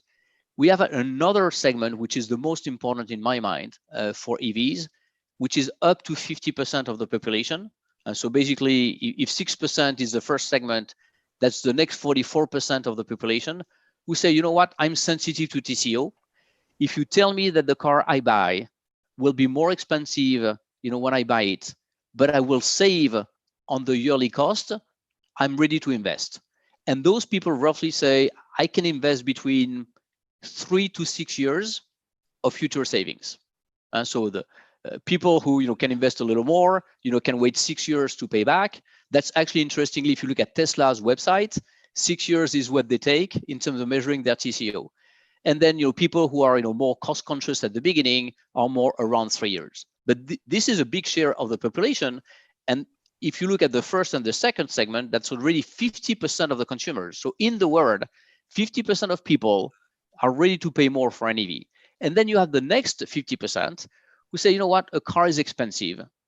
I don't want to invest. I will start buying EVs when they're at the same purchasing price than an ICE. I want to pocket the benefit, but I don't want to pay more. Now, our forecasts, show like 18%, let's say 20% of EVs in 2030. That's much less than the first 50% who like TCO. So for me, these are the real market for EVs right now. And again, if you look at a number of argumentations, including Tesla's, they're starting to show the consumer that if you buy a Tesla over 6 years, it's cheaper than starting buying one of the other premium cars. And so, I mean, this is real data. Now, there's the next question. If we want to address 100% of the market, which is how long will it take for a battery electric vehicle to be in terms of purchase price at the same price of the equivalent ICE? I think it's going to be around 2030. So the figures that you were quoting, Bruce, around 2033, I mean, I think are within the uncertainty range of what I would feel comfortable with. Mm-hmm. But we don't need that to have a real market. Good point. Good point. So one of the things that here's another question. It has to do with PHEV versus the BEVs. What's the driver? It says your analysis shows PHEVs never really get to price parity even by 2030. What is the driver by that time for consumers to purchase a PHEV versus a BEV? Yeah. I would think that, I mean, in my mind, a PHEV is a convenience factor because, I can still drive on EV in zero emission zones if they happen. I don't have to have a recharging place, if close to my home or somewhere, it's hard for me to find recharging. And if I have a longer drive, which, is true for a number of people that, have to drive longer distances, I don't have to stop and recharge. So it is actually great for convenience, but I would say it's going to quickly be more expensive than buying a BEV. So for me, it's a share of the premium segment who, is not too worried about the purchase price and just want to have, all the benefits of an EV without having the inconvenience. But economically, I would say by 2030, I don't think anybody that would make a purely economic, argument, given the range of the car, given the cheaper price of a BEV compared to a PHEV, I don't think there will be a strong rationale to buy one. I saw some of the recent research on PHEVs and how people drive them, and if they're not really using the battery, they're not really charging up, and they're just driving their vehicle on their engine, their actually emissions are worse than some ICE vehicles just by themselves. Yeah. Which could be a really negative piece of the story. Yeah, and you're right. A number of governments, you mentioned the work I've been doing for the French president, but also in China, I've been worried about having PHEVs in the market that people don't recharge. A number of OEs that I've met actually are ready to put in place some devices in the car that actually make sure that you use your EV capability in zero emission zones. And they're thinking about it, and they're talking to governments about how they can improve better behavior. Interesting. Mike or Kareem, do you have anything you want to add on any of the questions that we've had so far? Well, I do have an observation about battery costs in general. I noticed that you're mostly focused on TCO rather than purchase price in your analyses. And so how do you roll in your assumptions of battery costs into a TCO argument? Does that end up in the purchase price, the initial purchase price of the vehicle? So you are monitoring or calculating the purchase price, and maybe even from the ground up, like the components of the various vehicles of the electric powertrain as well. And also, I'd like to get some feedback on the concept that Bloomberg keeps saying, we're going to be on a glide path down to $62 a kilowatt hour by 2030. And I noticed that you're still projecting around $100 perhaps in a reasonable scenario. Do you think that's partly because of the limitations on material costs? Because right now material costs are probably around $60 a kilowatt hour, and they're probably not going to go down as a result of more demand. So do you think there's a floor on battery cost that would affect these projections? So I think you had, so I'll take, your two questions. The first one was on TCO and how we factor in battery cost. And the way we do it is actually we do a calculation every year between now and 2030. And every year we say, given the price of batteries and what we know of the various components of the pack and the electric powertrain, what is the purchase price of an ICE and what is the purchase price of a battery car that reduces every year. And if I am, for instance, in 2023, I look at the cost of one and the other. I look at how much I'm going to save on fuel cost and maintenance cost, given how many miles I'm driving. And as a consumer, how long will it take me to pay back the additional purchase price of the BEV? And if we get to the 6 years, 5 years, 4 years that a set of customers agree with, I'm going to buy a BEV. That's basically how we're looking at it. And that's why every year you get a slightly bigger share of people who say, it's good for me. I've reached my payback period, and now it's time for me to buy one. And so if you agree with 6 years, you're going to start buying next year. But if you want 3 years, you're going to wait until 2025. And that's roughly, how the model works. For your other question on Bloomberg, we've looked at many forecasts. And when we did this report, I've personally been meeting with all, the battery manufacturers in the world, also been meeting with many OEs to discuss, what was in a way their target price and the negotiation they were having. So I'm reasonably comfortable with what we have. Again, the only thing I don't know, because it has happened too many times, is, can this cost decline go faster? But we think it's reasonable. I think the 62 was and that's why we kept it on our page. It's a bit of an odd forecast. It's the outlier. So, I can't base my model, with an outlier. I think actually it makes the assumption that we're in solid state, with better chemistry and cheaper material. We don't think, and again, we could be wrong, but we don't think, given the discussion we've had, that by 2030, solid state, I think it will be available, but I don't think it's going to be a big factor yet in the car volume. Because we think that, if I made my assumption, 2025, we start having real solid state ready, but not for automotive applications. I don't think we're going to make that jump, especially if we have all the capacity installed in other technologies. It's going to be expensive.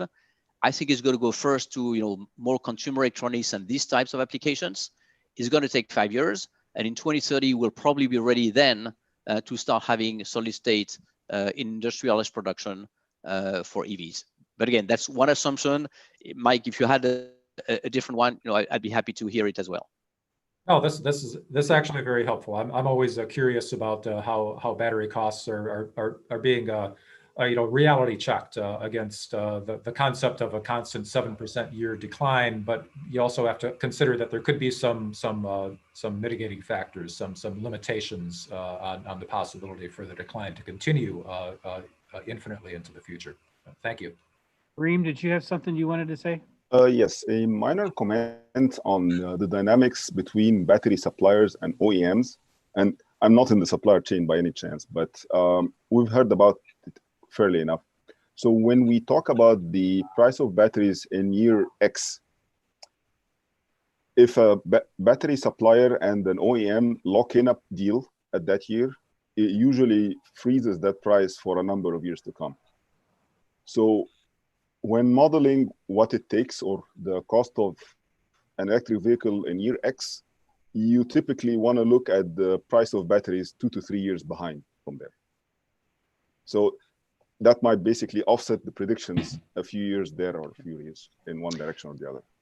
Yeah, so this is that's a good point. Those battery costs can't be too theoretical because this is real market and real businesses. So we're reasonably confident with what we show here between now and 2025, because it's based on real discussions. It's not just based on modeling. Again, we talk to both players. We discuss with them, what they could agree to. So this is based on real contracts. Interestingly enough, by the way, those real contracts, I think put a lot of pressure on the cost of the battery and the margins of the battery manufacturers because everybody wants to lock in enough volume to justify the capacity. And so margins are thin right now. A lot of OEs and players are worried about what the margin is going to be in the future because once you're locked in, battery manufacturers will suddenly need a little more margin, and they're worried then your prices may go up, not compared to the forecast, but at least compared to what it should be. And this is why, if you look at the OEs, a number of them are actually investing in battery technology to better understand where it should be going. Some may actually be investing in battery manufacturing to make sure that in case the negotiation wouldn't be fair, they would be ready to react. That's why, I think what we show here, it's not as ambitious as the 60, but we think going from where we are in 2025 to where we think we will be in 2030, we think actually this reduction is possible. And if it's not, you will see more OEs entering the battery market for sure, because at some point it's going to be 30% of the value of a car. They will want to make sure that they totally master both the choices, but also the prices. But yes, there is, I think, an area of, competitive play that we'll have to see unfolding in the next few years.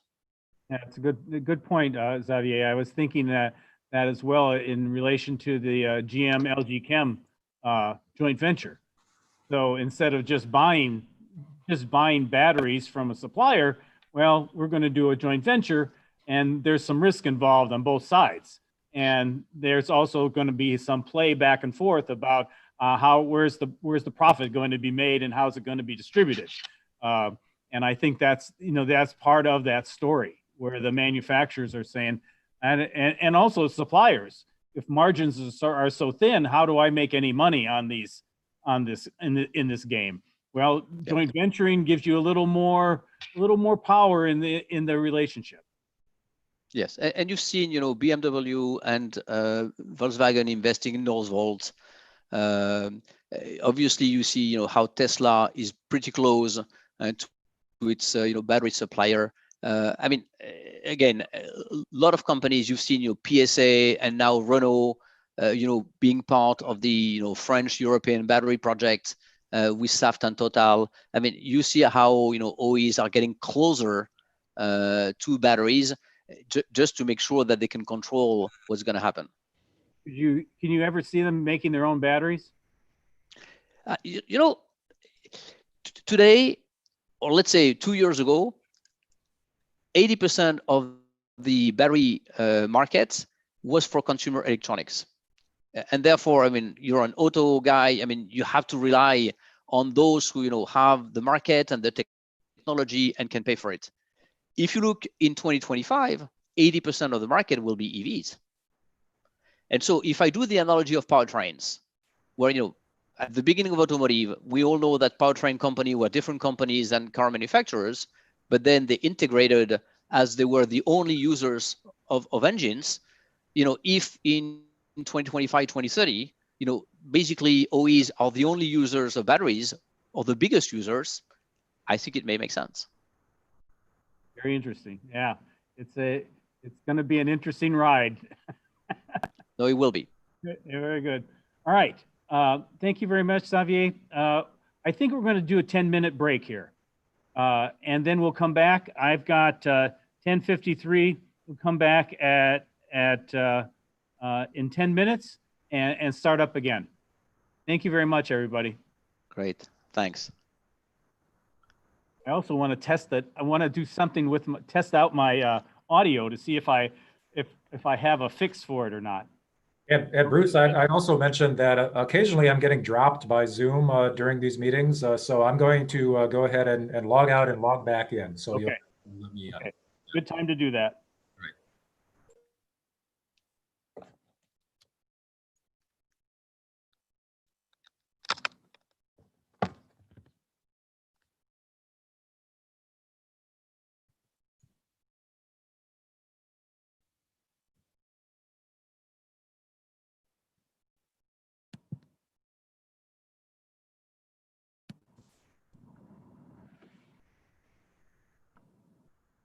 So Kara and Lahari, I'm testing out my system again. Let me plug it in.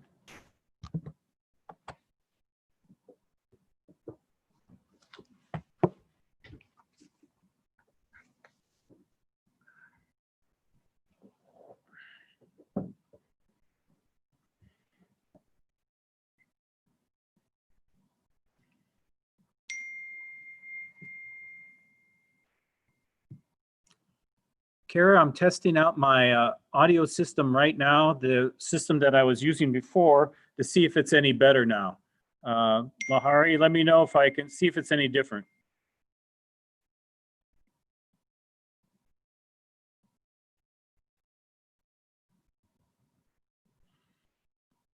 Does it sound better than using just the system for the from the computer, which we were using just when things went down?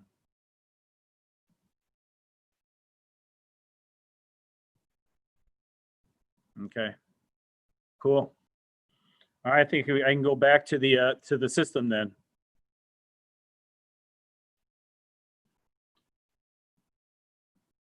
All right, thanks everybody. We'll be back in a few minutes.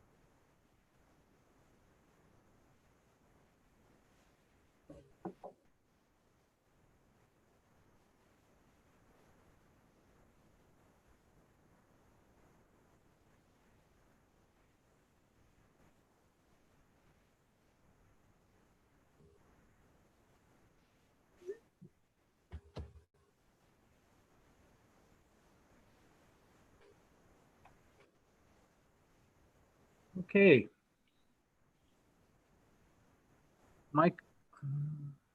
Michael, can you hear me? Yes, I can hear you. Okay. So should I start sharing my screen? Let me do an introduction for you.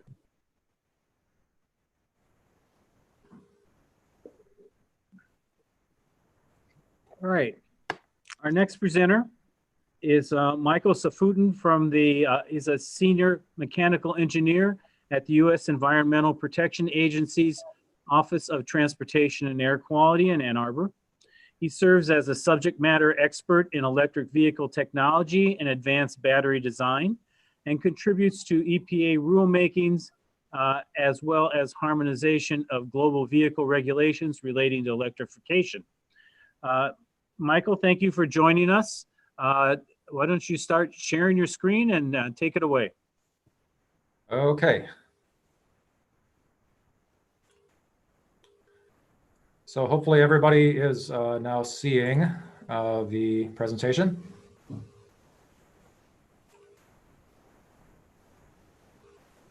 Okay, so might as well just go ahead and get started, assuming that everybody's seeing this. Anyway, my name is Mike Safutin. I'm with the US EPA, and I think one of the reasons for this presentation today is it kind of speaks to what Bruce said early on in one of his points, that this whole concept of tipping points is driven by a lot of different drivers. And one of those, of course, is regulations. And of course, governments make regulations. And so governments obviously have to have a very good idea of what the technologies are that are out there and when they might be able to come online when we're designing our regulations. And so that's what I'm going to cover a little bit today, is what we at the EPA office in Ann Arbor are doing in that area. So just a general outline of what we'll cover today. Michael? Yes. Why don't you put it on down at the bottom, or start the slideshow? Yeah, I did that, and it did not do anything. Can you go down to the bottom and click on it? There we go. There you go. Okay, much better. All right. So anyway, I want to talk a little bit about how we engage stakeholders at the EPA, and also show a few of the types of publications that we've worked on in the past. And then I want to spend most of the time covering the areas of interest to us in EV technology assessment. Our job here, at least my job, is to assess technology, and I'm a subject matter expert in electric vehicles. So I cover battery costs, battery materials demand, what we call non-battery components, which is everything but the battery, obviously, and also charging technologies. And then I'll talk a little bit about EV cost parity, which really speaks to the tipping points that we're talking about today. So a little bit about the EPA Office of Transportation and Air Quality. Now, the EPA is a fairly large organization, but we do have a branch in Ann Arbor that does primarily two things. One is emissions testing and working with manufacturers on calibrations and that sort of thing. And the other half of what we do here in Ann Arbor is designing and implementing regulations, partly on greenhouse gases, on criteria pollutants, and so forth. So I'm not going to go too deeply into this diagram, but I just wanted to point out that the portion of EPA I'm talking about today is just a very small portion, the part that's in Ann Arbor.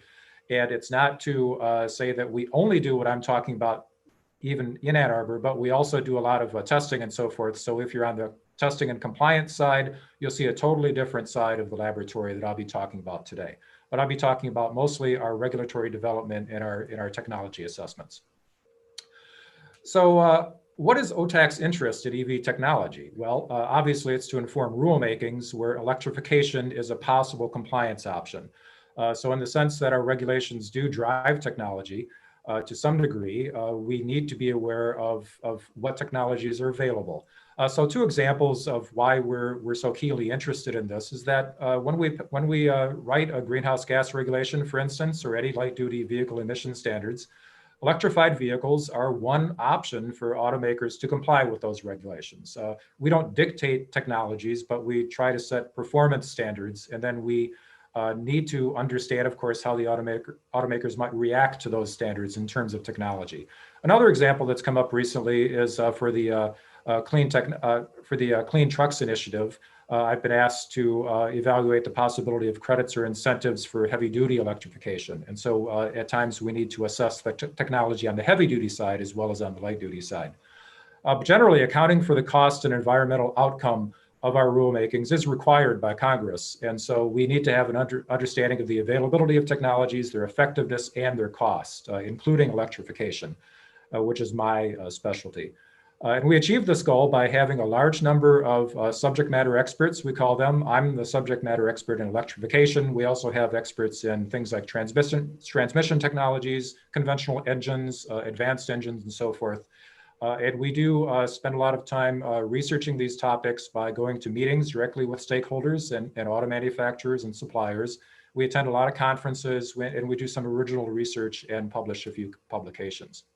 So just a few examples of stakeholder engagement that I personally have participated in recently. There's a list of conferences you can see here that I attend every year as a battery and electric vehicle expert. We also present at some of these conferences.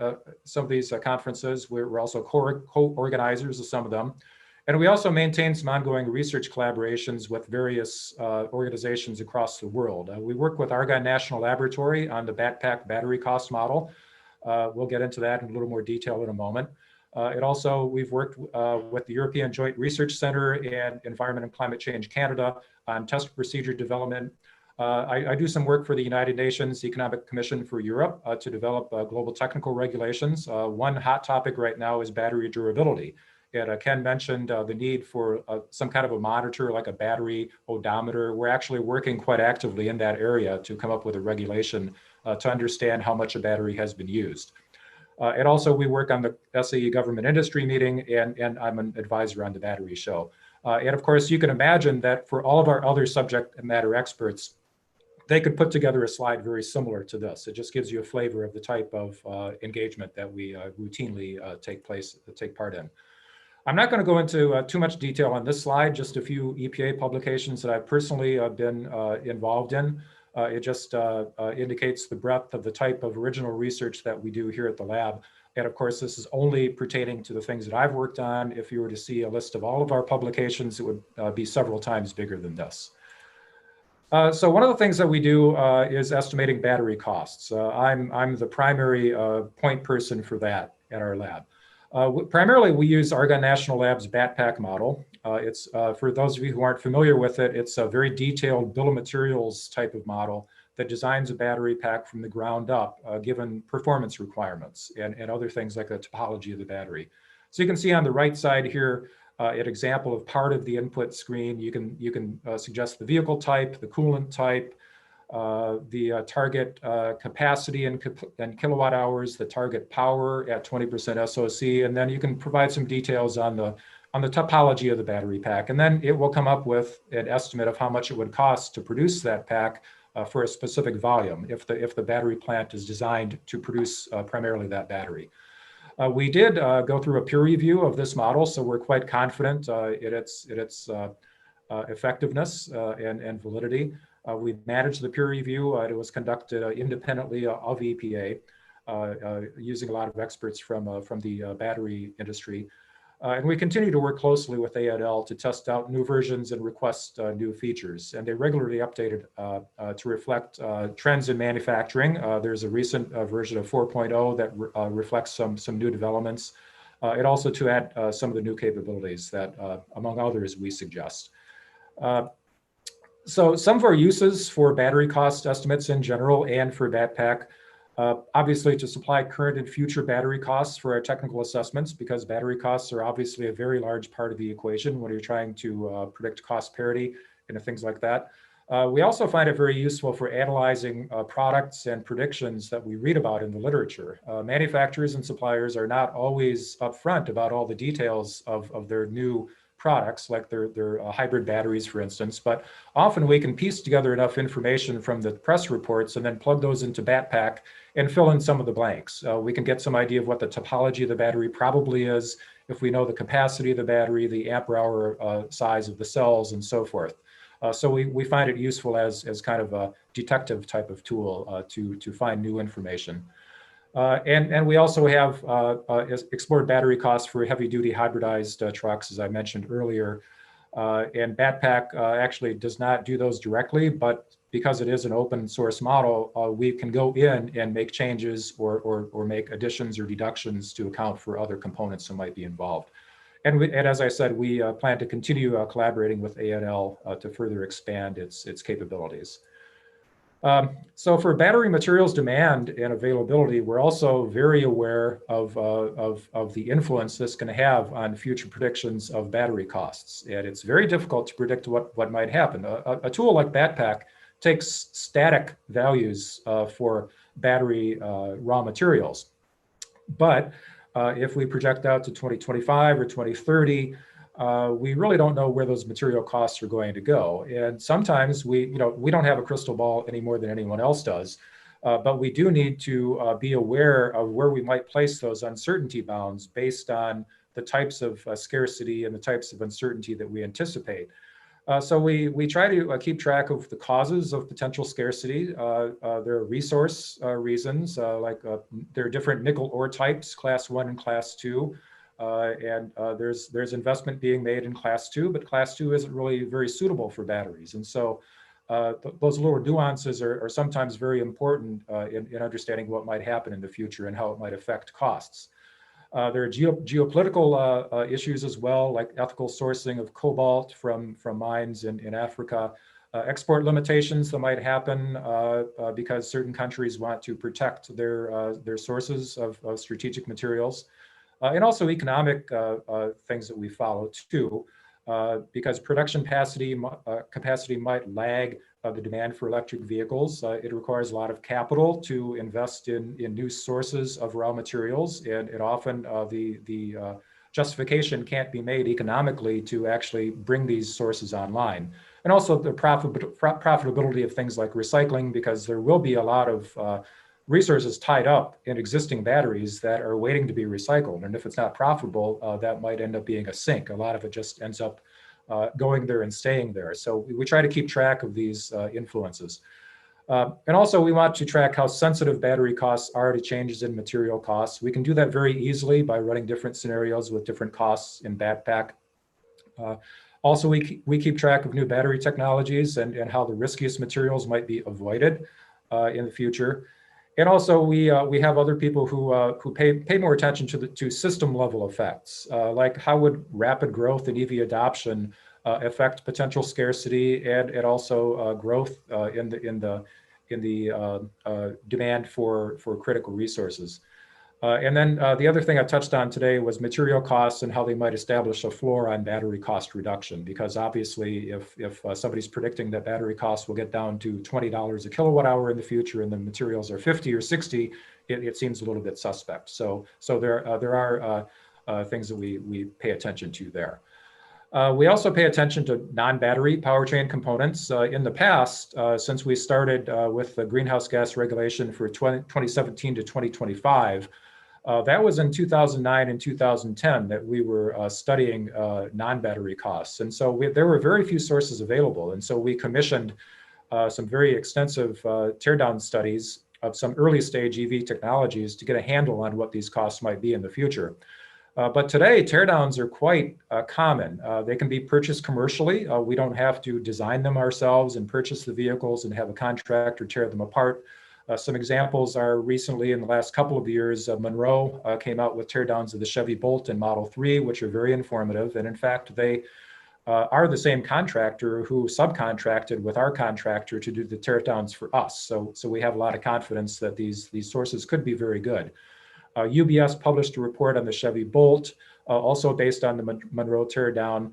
And as another example, we've worked with the California Air Resources Board on research in the past, and they published a teardown of power electronics just in the last couple of years, and we used some of those numbers as well. So in 2018, we reviewed all of these news sources and came out with a paper on how we would revise the battery and non-battery costs for battery electric vehicles if we were called to do so again. And that was published at the EVS31 conference in October. And we continue to monitor these news sources through our stakeholder engagement, as I showed you on one of the previous slides. And we're considering new teardowns as well to meet specific needs that we can't find in the literature. So one interesting thing we're looking at now is non-powertrain BEV specific costs.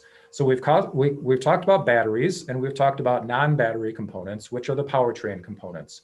But one thing that's on our radar now that's being talked about more and more is that over time, battery electric vehicles may be inherently simpler than conventional vehicles. And those differences may not be captured simply by looking at the powertrain and the battery itself. BEV powertrains are shown to have fewer moving parts. The Monroe teardown showed that. It actually quantified that. BEVs have no tailpipe emissions, and the implications of that and the fact that they have fewer moving parts is that there might be a lower design cost, lower assembly cost. Certainly calibration you would expect to be cheaper because there's less NVH issues. And certification, of course, if there are no emissions, we don't have to worry about tailpipe emissions at least, although there is some expense in certifying it for range, for instance. But this all suggests that maybe we might need to assume something different for indirect costs than we have in the past. Usually we use something like a 30 to 50% markup on the direct manufacturing costs, but I think it's also true that Jiangwan's presentation suggested that in looking at cost parity, you might want to adjust some of the indirect costs as well. So we're not certain how we would do that, but we are looking at that possibility. In the past, we simply deleted the conventional vehicle powertrain and added on a battery electric vehicle powertrain. But if you look at the right here at these skateboard designs that are coming out now, it kind of suggests that the savings could extend beyond just those powertrain components. If you look at that chassis, that includes all of the motive components, including the battery and the structure of the vehicle. So you can imagine that if any kind of a body can be put on that, then I don't think deleting the powertrain from a conventional vehicle and then putting on a battery electric powertrain is necessarily a valid model anymore. It might be valid if we're just retrofitting existing vehicles like was done with the Chevy Volt, for instance. But if it's a design from the ground up, we probably have to start looking at costs on an absolute basis and for a wider range of component types, not just the powertrain. Charging technologies are also very interesting to us. Home charging equipment, we consider to be part of the cost of BEV adoption. So we go a little bit off the vehicle there and look at the cost of the equipment and whether or not a typical consumer is going to need a service upgrade or additional circuitry at least to install that EVSA equipment. So it's not entirely just vehicle components that we have to be aware of. So some example of some of the issues that we track are the percentage of homes that opt for level 1 or level 2. And Gil Tal is doing a lot of good research on that out of UC Davis. We keep track of his work. And the percentage actually needing upgrades in their garage in order to go level 2. And also efficiencies of onboard charging equipment are another vehicle-related thing. Level 1 and level 2 onboard charging equipment can be dramatically different in efficiency, and that really affects a lot of the upstream emissions. Efficiencies, costs, and demand for DC fast charging is another very interesting topic, especially with extreme fast charging. If we have to design batteries to accommodate extreme fast charging, that's going to increase the cost of those batteries. So that might affect the possibility of getting down to a glide path of $100 or less per kilowatt hour. And of course, we also look at the other technology issues like wireless charging options for multi-unit dwellings, and generally developments in public charging, which is considered to be a fairly important thing for consumer adoption of electric vehicles. Now, the most interesting thing to me right now is the issue of cost parity. I've been asked by my boss's boss's boss about what is this that I keep hearing about cost parity, and how should I understand what this is? Because people keep approaching me with these very intriguing questions, but I don't know how to answer them. And so we're embarking on an effort to get our heads around cost parity. And so the way that we break it down right now in the most general sense is that it's obviously a projected point in time when battery electric vehicles and conventional vehicles are about the same cost. And as we've seen in Ken's presentation, you can look at that as a TCO sort of thing, or you can look at it as a purchase price sort of thing. But ultimately, we try to break it down into the question of when will cost no longer pose an argument regarding BEV adoption. Right now, I think consumers are obviously sensitive to purchase price. They're sensitive to TCO.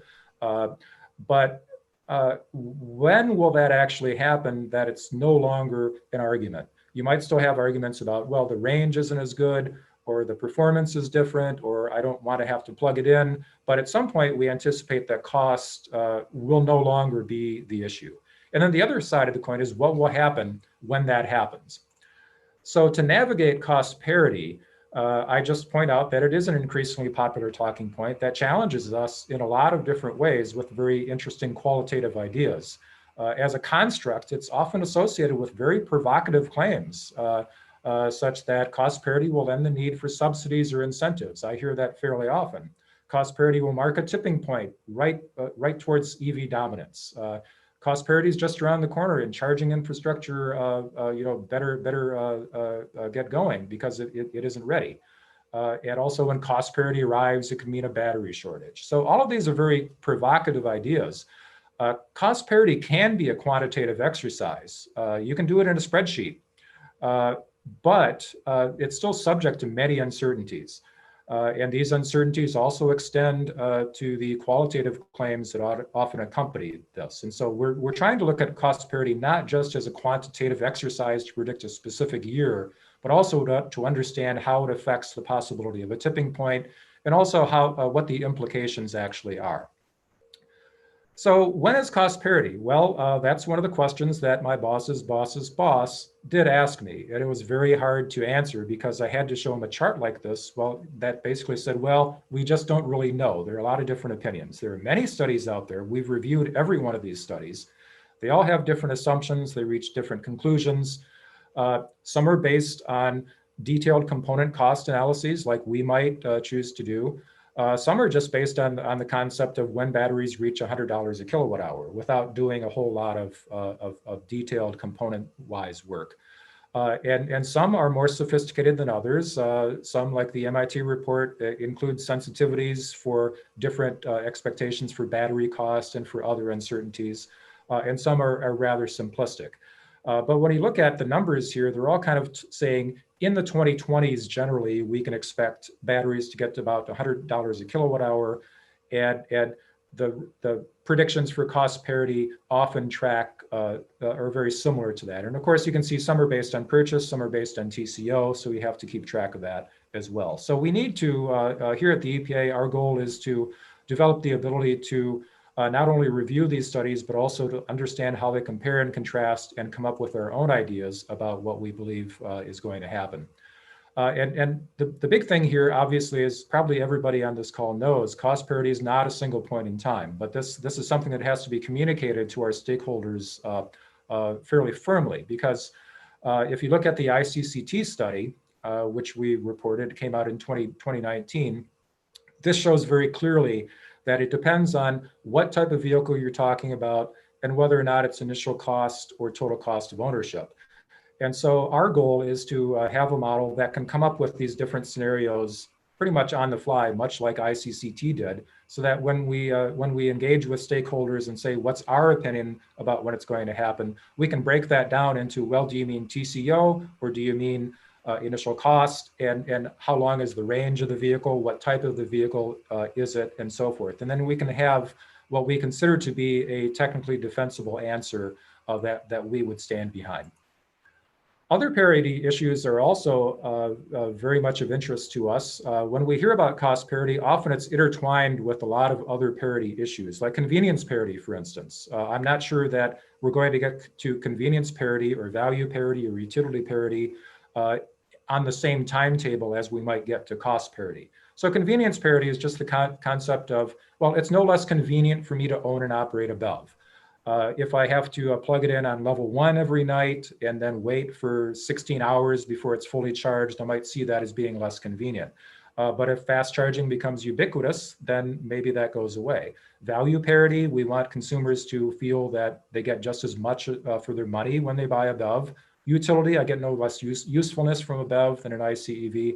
And choice parity is also very important because there are some electric vehicles available out there, as we all know, but we can't necessarily get an electric vehicle from, like, say, Subaru, for instance. They just don't have one right now. So if you're a Subaru fan, you're out of luck. And if you want an electric pickup, you can't get one of those either. You're out of luck.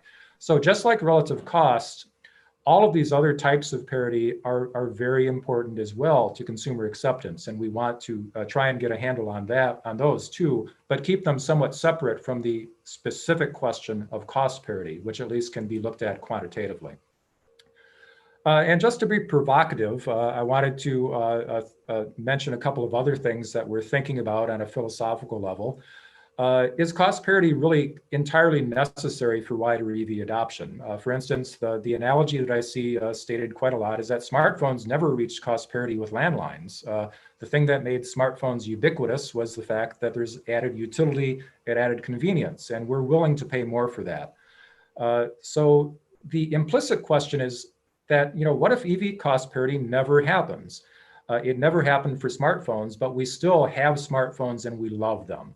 If EV cost parity never happens and we assume that it must happen, well, what do we do if something like strategic battery materials end up being more expensive than we thought, or we have a pandemic, and so EV cost parity doesn't quite happen as soon as we think would happen? Well, does that mean that we're never going to get EVs?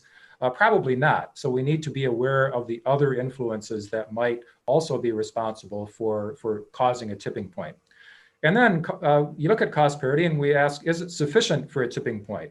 And it seems to me that equal cost for equal utility is probably not enough to get everybody to jump over to a relatively unfamiliar technology.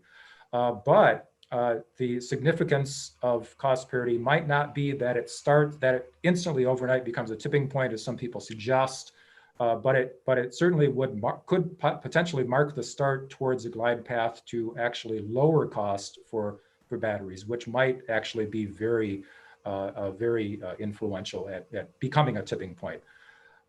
So regardless, though, regardless of these broader philosophical issues, the fact is that having an ability to model the relative cost of battery electric vehicles over time can actually help predict some very, very meat and potatoes types of things that we need. Such as predicting the propensity for EV adoption and fleet penetration over time. So this is my final slide. I just want to touch upon some of the work that we're planning to do on cost parity, and hopefully this will dovetail with some of the other work that some of the other speakers are talking about. The technical work, which is primarily my domain, is we're obviously going to continue our efforts to reach out to stakeholders to get information on battery costs and component costs. That's part of our day-to-day technical assessment activities. We are planning to ramp up our engagement with technical experts at Argonne National Labs and DOE in general, the California Air Resources Board, and the NGOs and the academic community as well. During this process. And we also plan on some stakeholder meetings to talk more about skateboard type of platforms and what manufacturers' expectations are there for reduced cost.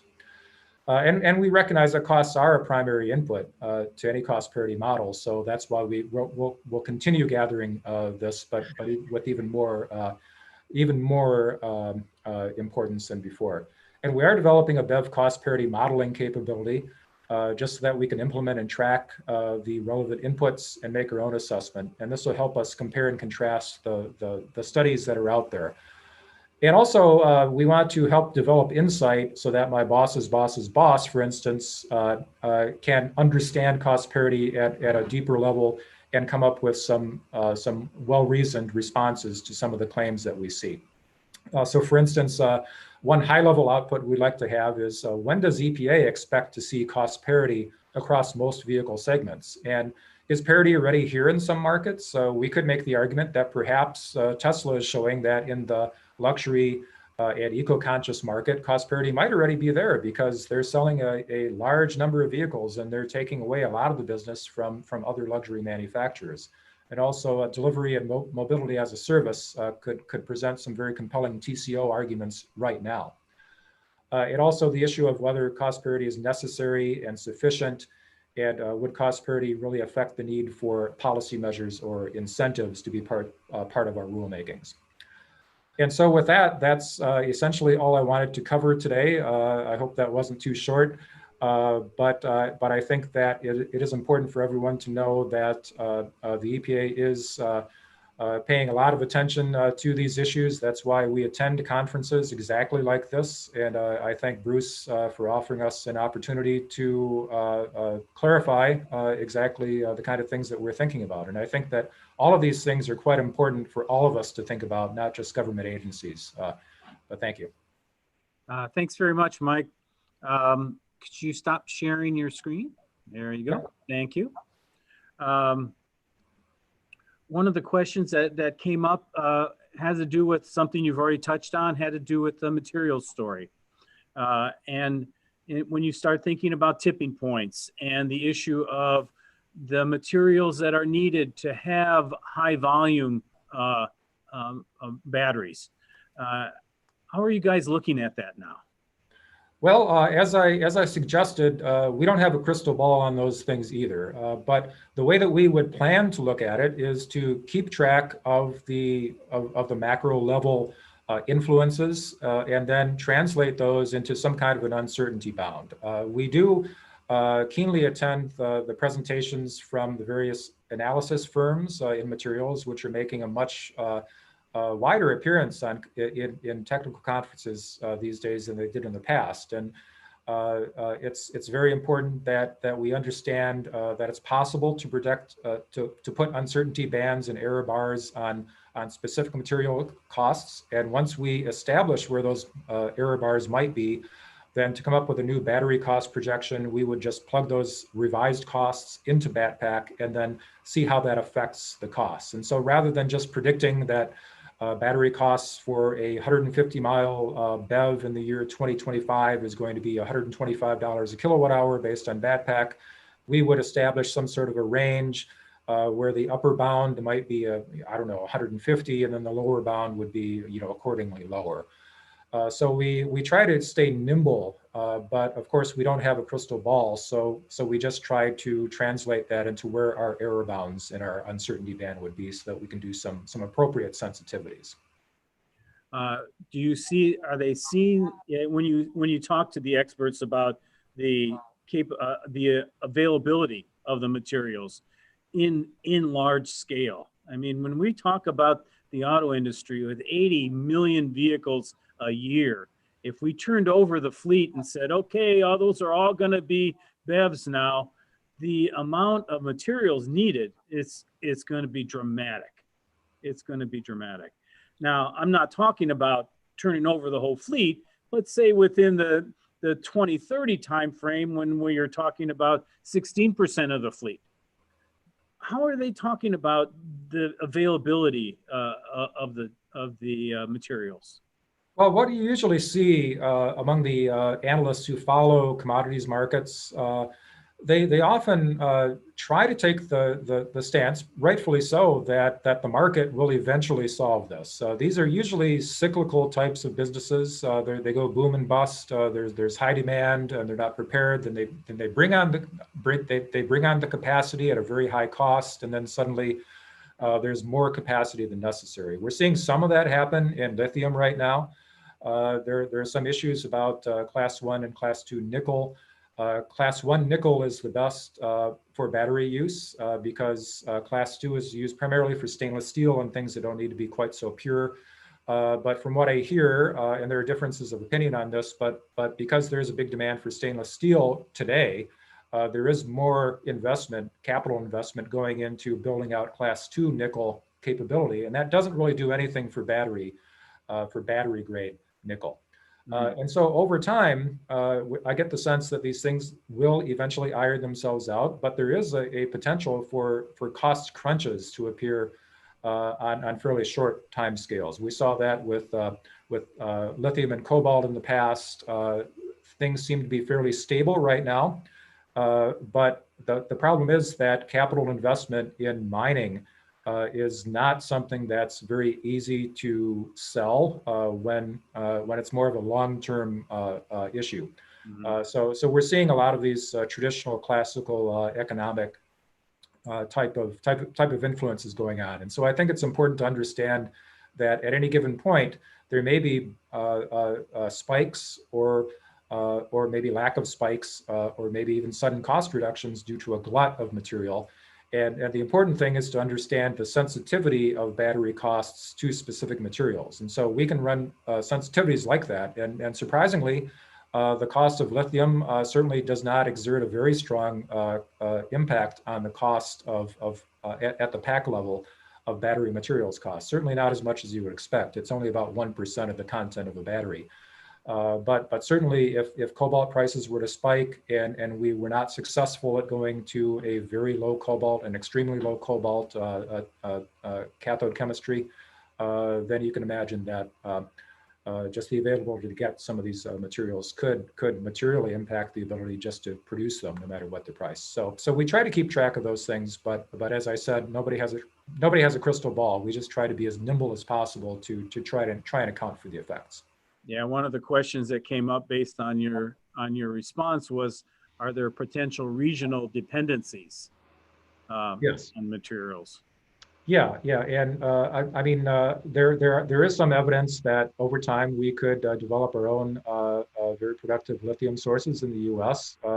Over time, we could go back to that old memory that we used to get certain things like cobalt as a byproduct of copper production, which we don't do as much of as we used to in the past. There are mines in Canada that have been unused for a long time that could be good sources of cobalt. But again, it comes down to the ability to attract investment to build out those resources again. Absolutely, absolutely, yeah.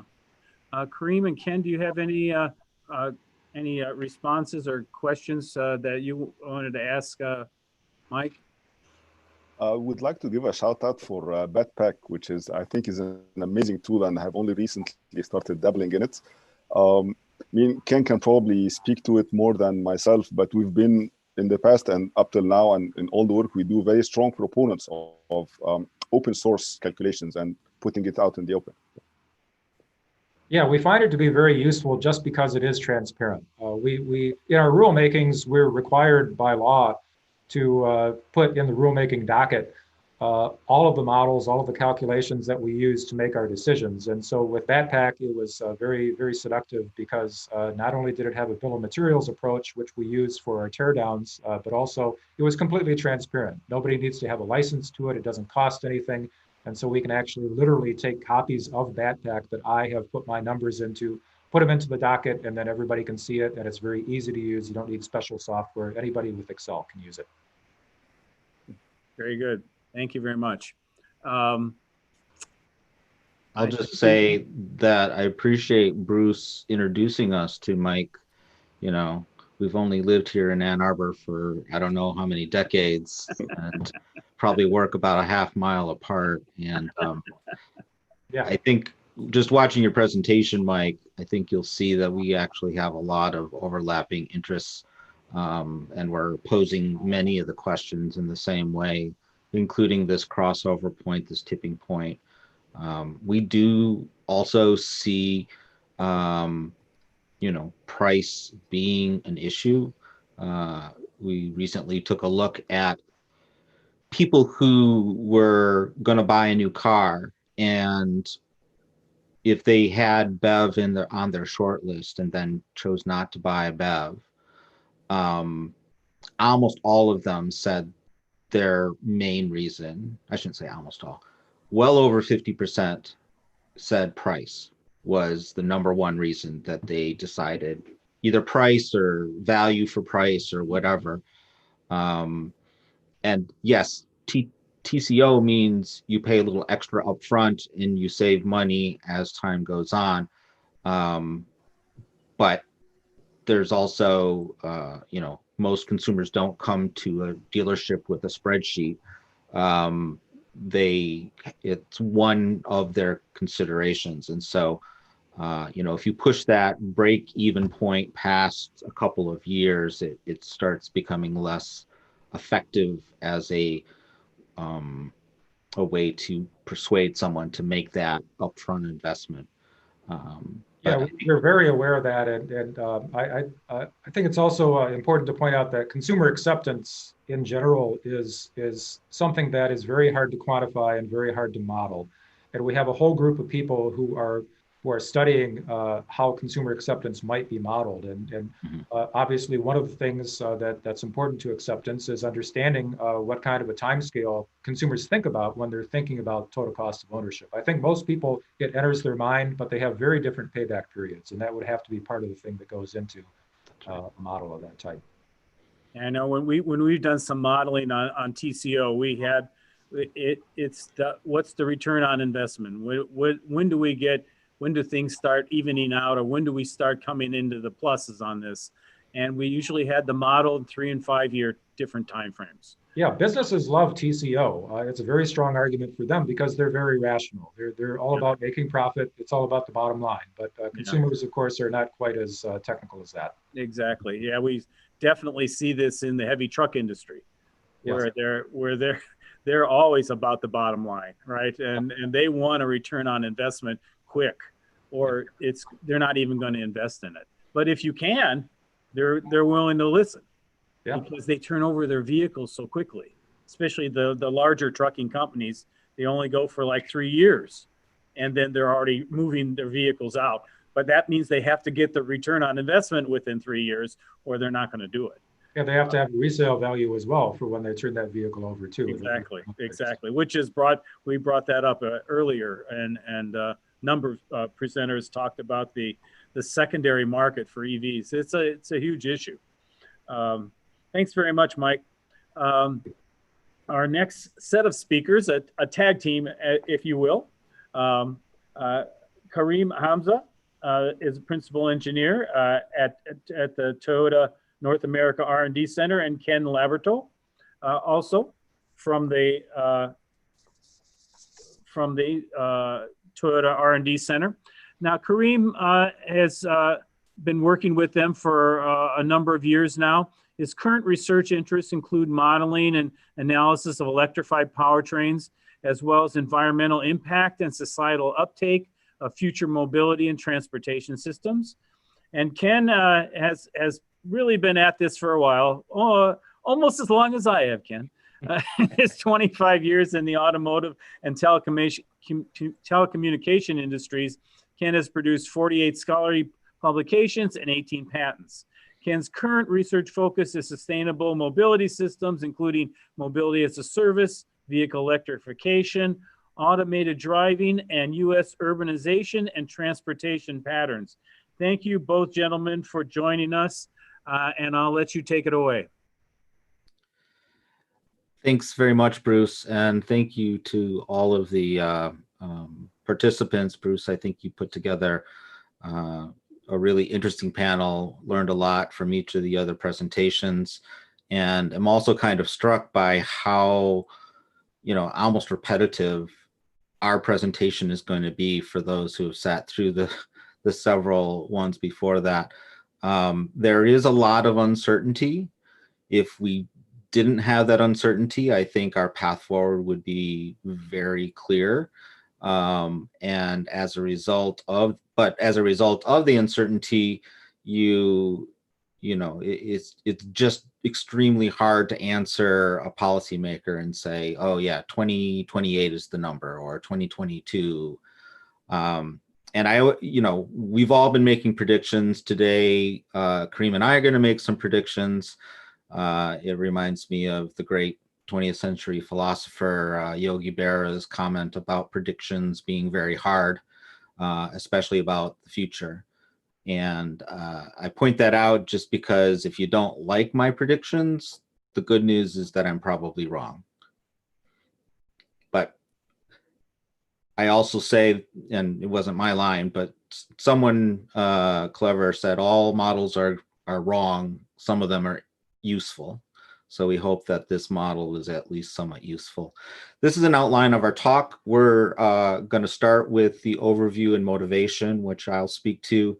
Then Kareem will speak on the next two sections on total cost of ownership, our bottom-up model, as well as introduce our baseline results.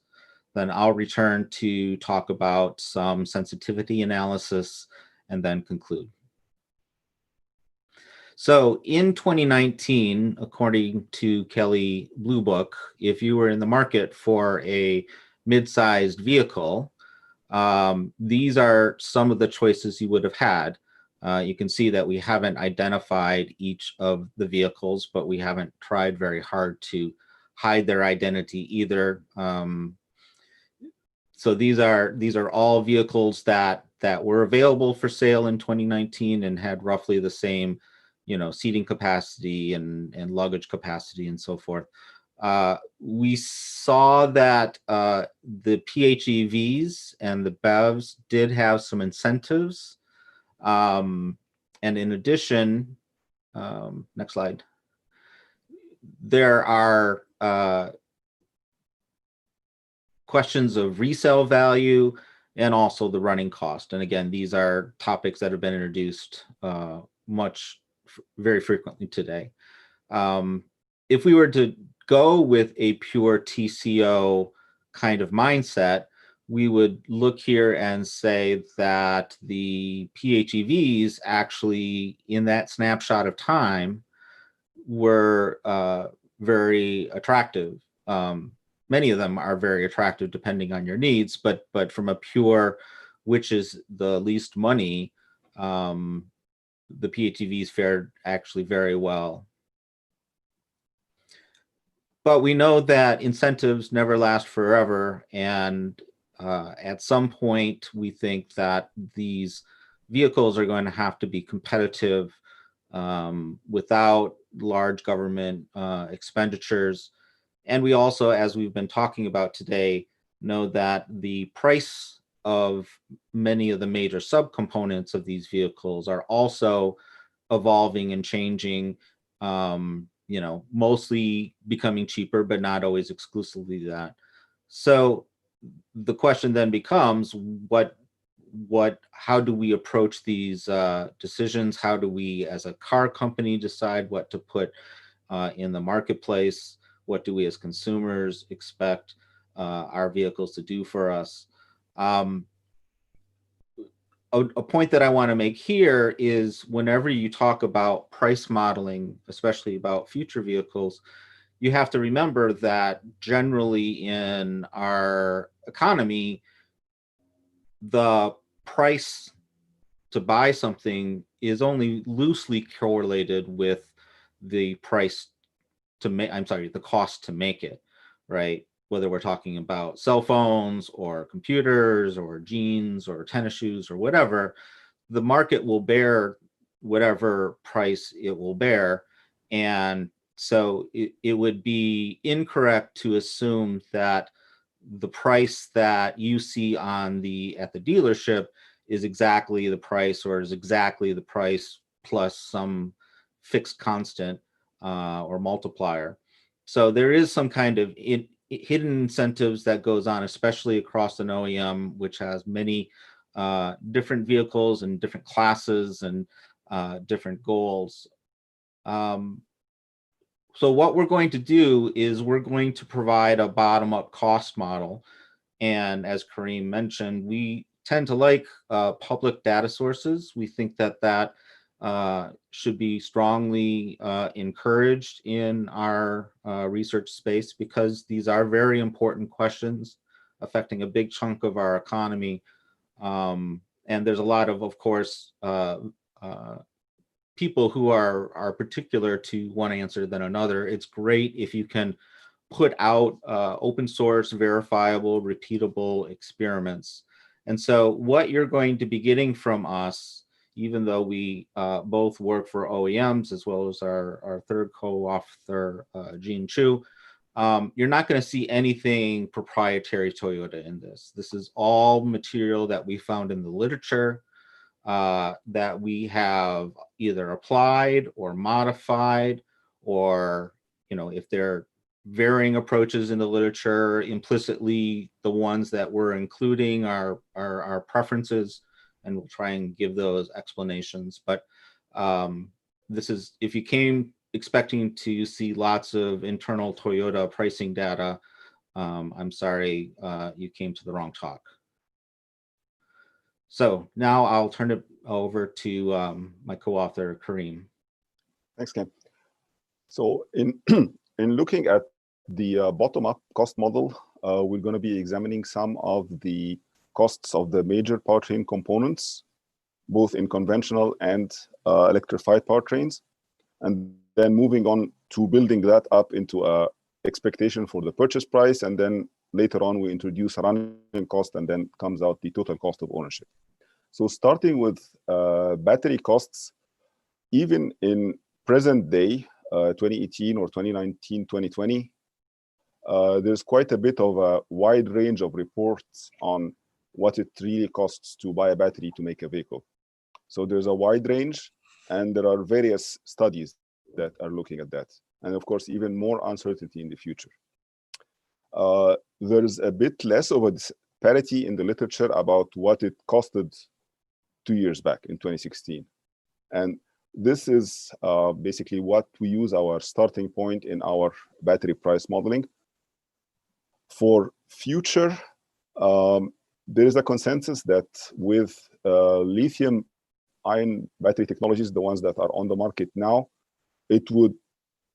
they would come closer to around $100 per kilowatt hours, but probably not significantly below that, without new technologies, new chemistries, solid-state batteries, that sort of thing. There's also a fairly good argument to be made that between being proven performance, that it's suitable to be put on a vehicle that actually drives on the road and be sold to consumers, it takes about 10 years for a new technology to become the new standard in the industry. And based on that, we set our sort of endpoints from 2016 to 2030 at those two numbers. We assumed a fixed % annual rate just to, if we want to interpolate in between the 2016 to 2030 timescale. And I'd admit that the $108 per kilowatt hours might be a little bit of a conservative side for 2030.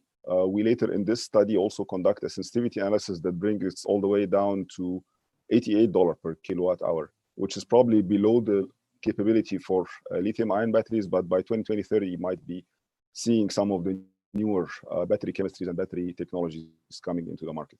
We also acknowledge in our model that there is a markup for the power rates for PHEV or plug-in hybrid vehicle battery packs. So they're usually marked up by about 25% based on one of the literature sources that we've cited in our paper. And that's what we go with for battery pack sizes. Some other notes is that the sizing of a battery pack, that's one of the things to keep in mind. The usable battery is different than the total sizing of the battery. So you pay for X amount of kilowatt hours to install in a vehicle. Typical operation for battery sustainability and long life and stuff usually only uses a fraction of that. And the other thing is that when sizing a battery for a certain range, the catalog value that's published in the EPA fuel economy guide is usually with a socketed meter, so it draws power from the grid rather than power from the battery. So there is a charger efficiency in between there that has to be accounted for. And those are some of the finer details that we've accounted for in our model. And again, further details in the spreadsheet or our full paper.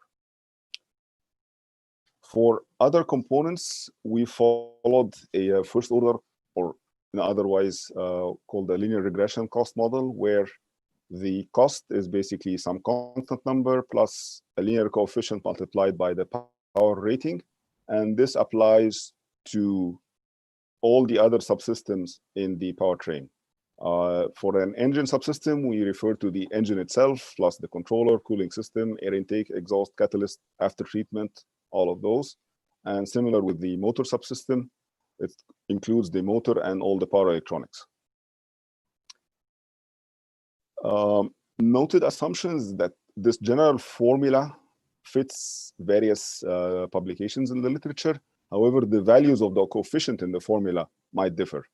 We've reviewed quite a bit of public open source publications there, mainly distilling down to 4 of those, one by NREL and one by Carnegie Mellon University, as well as 2 other publications, one by the ICT and one referring to the National Academy of Science report.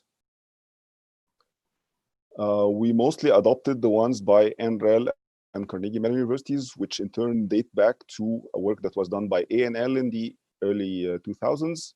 So it's somewhat dated, but we believe it's still fairly valid for engine costs, because engines are mature enough technologies that we don't expect them to be changing that much. Similar with transmission. So transmission, essentially a gearbox or a gearbox with accessories. We do make a distinction in our model between a single speed reducer, which is typically used for battery electric vehicles, so only a single speed reduction, versus multi-speed or continuous variable transmission that's being used with ICEs, HEVs, and plug-in hybrids. For motor costs, however, we conduct further review of the literature. And looking at the four major differences, there's quite a bit of a difference there. However, I mean, looking at citing the references and then references of the references, it all either dates back to early 2000s in terms of actual market data. So again, might be slightly outdated. We took a look at retail values. If I personally would want to go and buy a motor for an electric vehicle from the sites like EV West or Thunderstruck Motors, the prices do fit nicely into a linear regression model. However, the retail prices are vastly different than the values in the literature. So and it's natural that we expect that OEMs do have a discount, but we don't know how much such a discount would be. So again, that's sort of a dead end. There is no clear answer as to what's the best price model for electric motors as of today. Looking at the various formulas for the four main sources, scaling versus the power rating of the electric drive. We do have one data point from a publication in 2011, but that's about it. It's strikingly very difficult to find public data for the actual costs of an electric drive. So in that case, we adopted a regression model that's closer to the NREL CMU model based on various critique of those publications we've cited. So moving forward from there, for the 2018 scenario, this is how much a powertrain costs. And with our predictions for a baseline scenario for 2030, this is how much a powertrain costs, just the powertrain.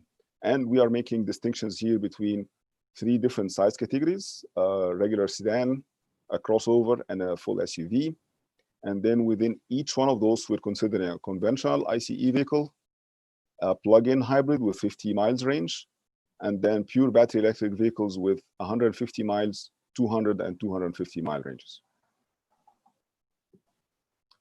Next is looking at the non-powertrain parts of the vehicle.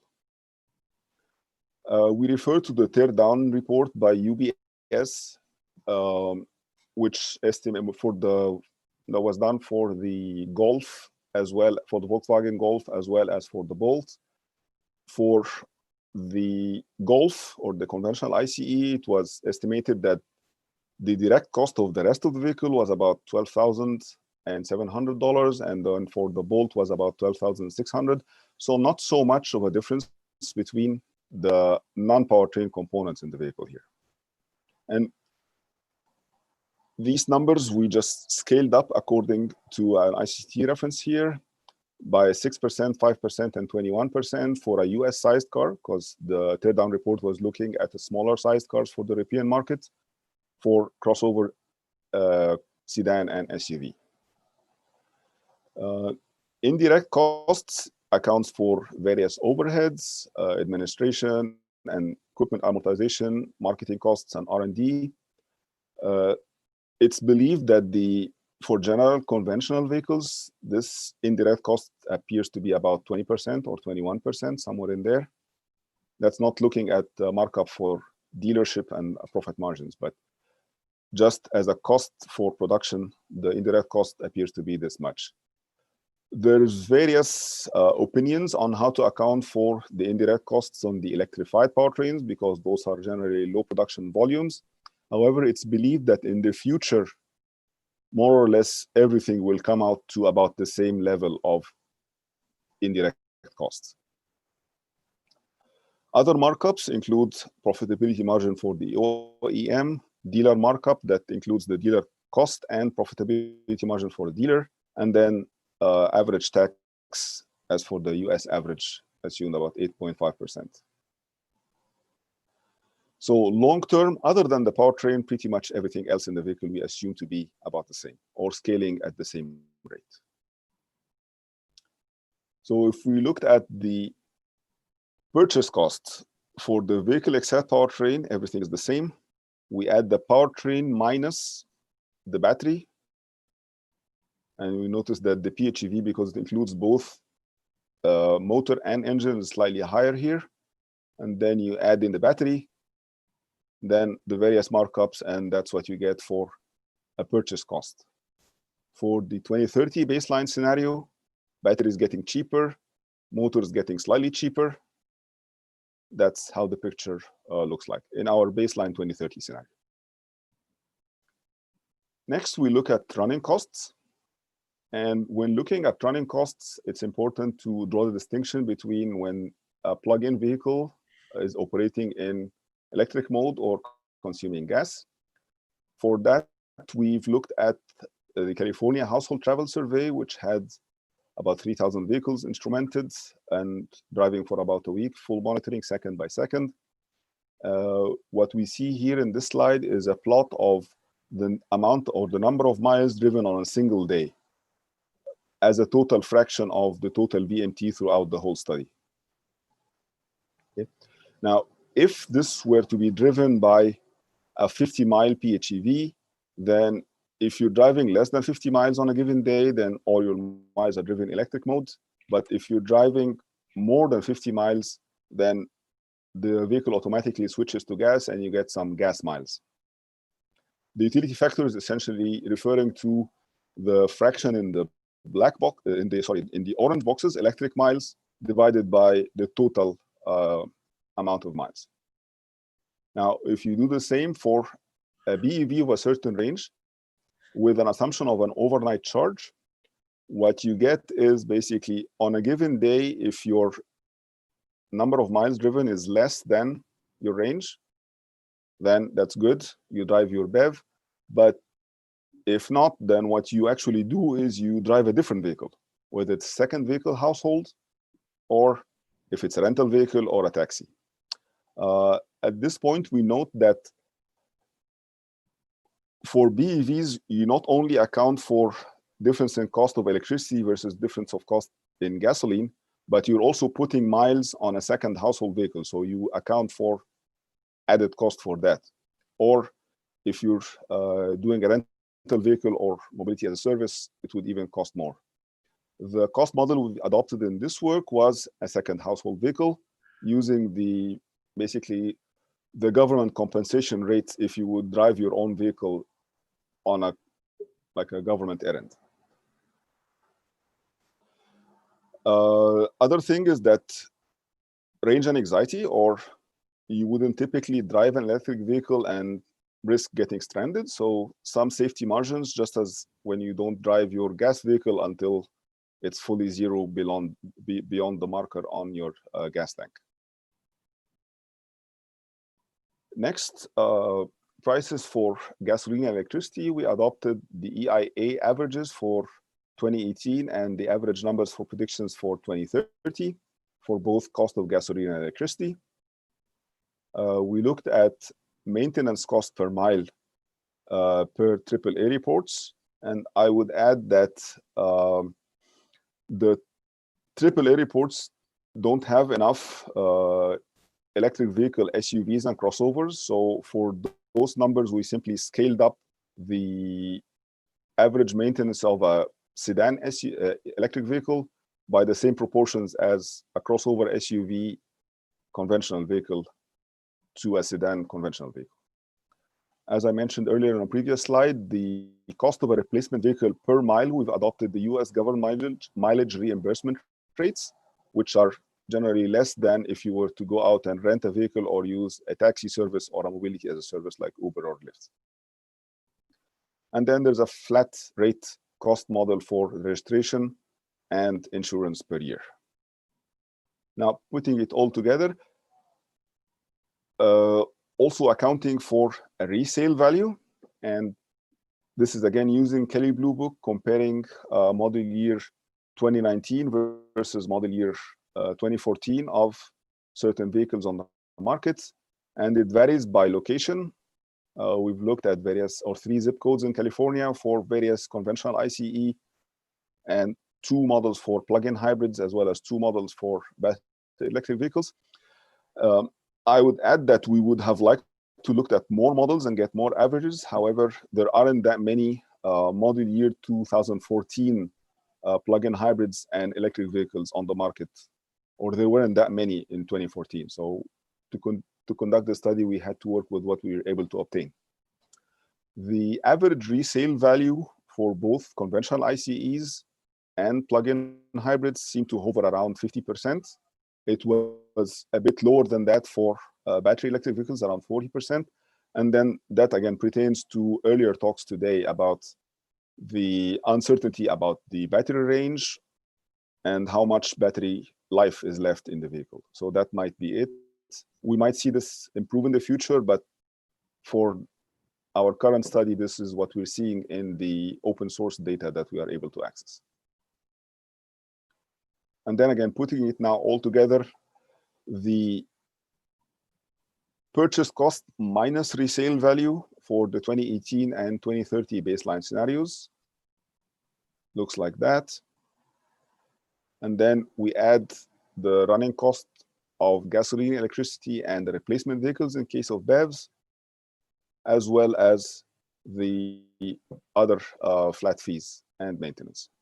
So this is how the baseline scenario in our analysis for 2030 looks like. ICE still lower cost of TCO even in 2030 baseline scenario. PHEVs or PHEV 50 coming close, but not quite breaking even. And then BEVs, the longer range become more attractive, but again, not quite breaking even with either other 2 vehicles. And at this point, I turn it back in to Ken for the sensitivity analysis.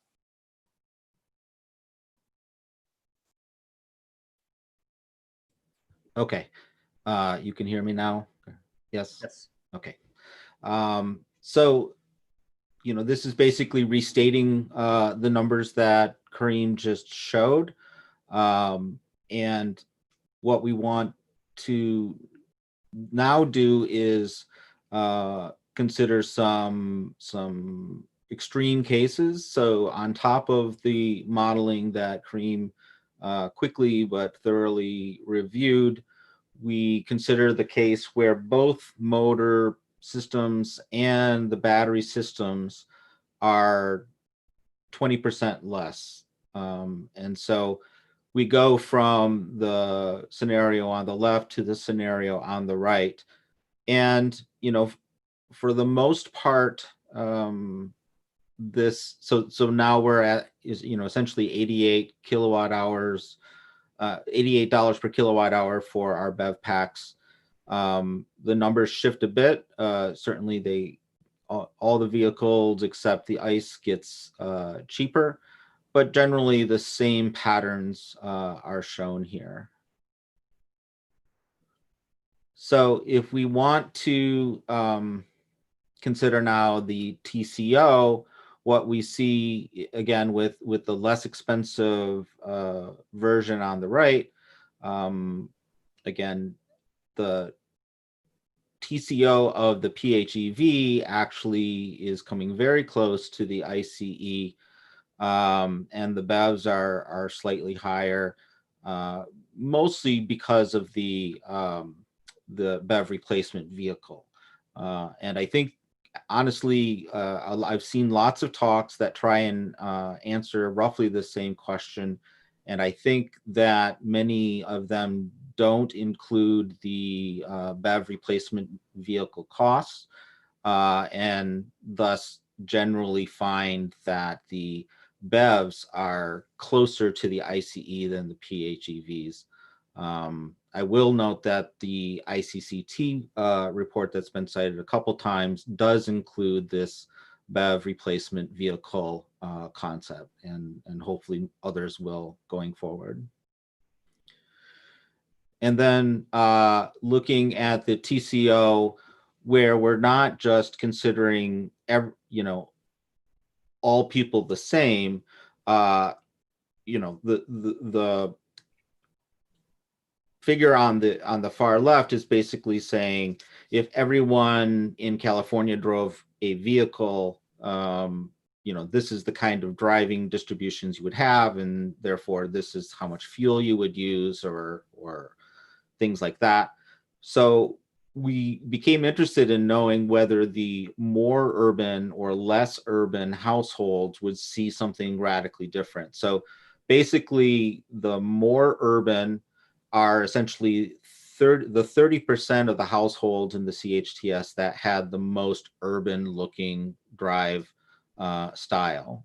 So lots more stop and goes, much lower speeds, versus the group on the right, which is roughly the 30% least urban or most rural or most suburban. And so what we see is by the more urban folks, they tend to drive less miles overall. So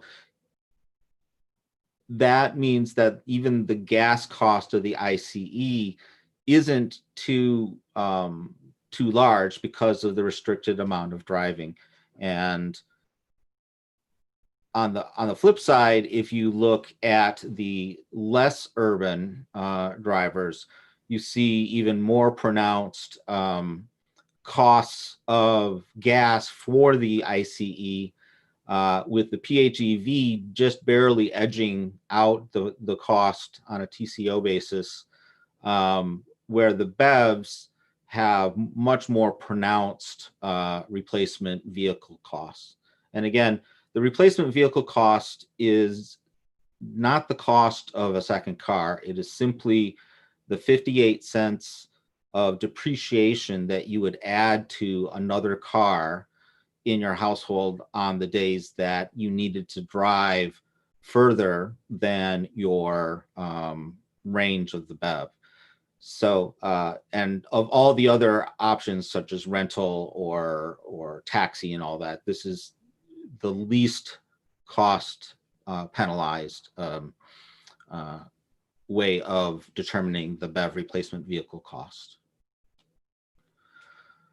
And then one small variation of that where we try and make gas even more expensive. So before we were using EIA average values for cost of gasoline in 2030. Now we're using the upper bound of 5.11 per gallon.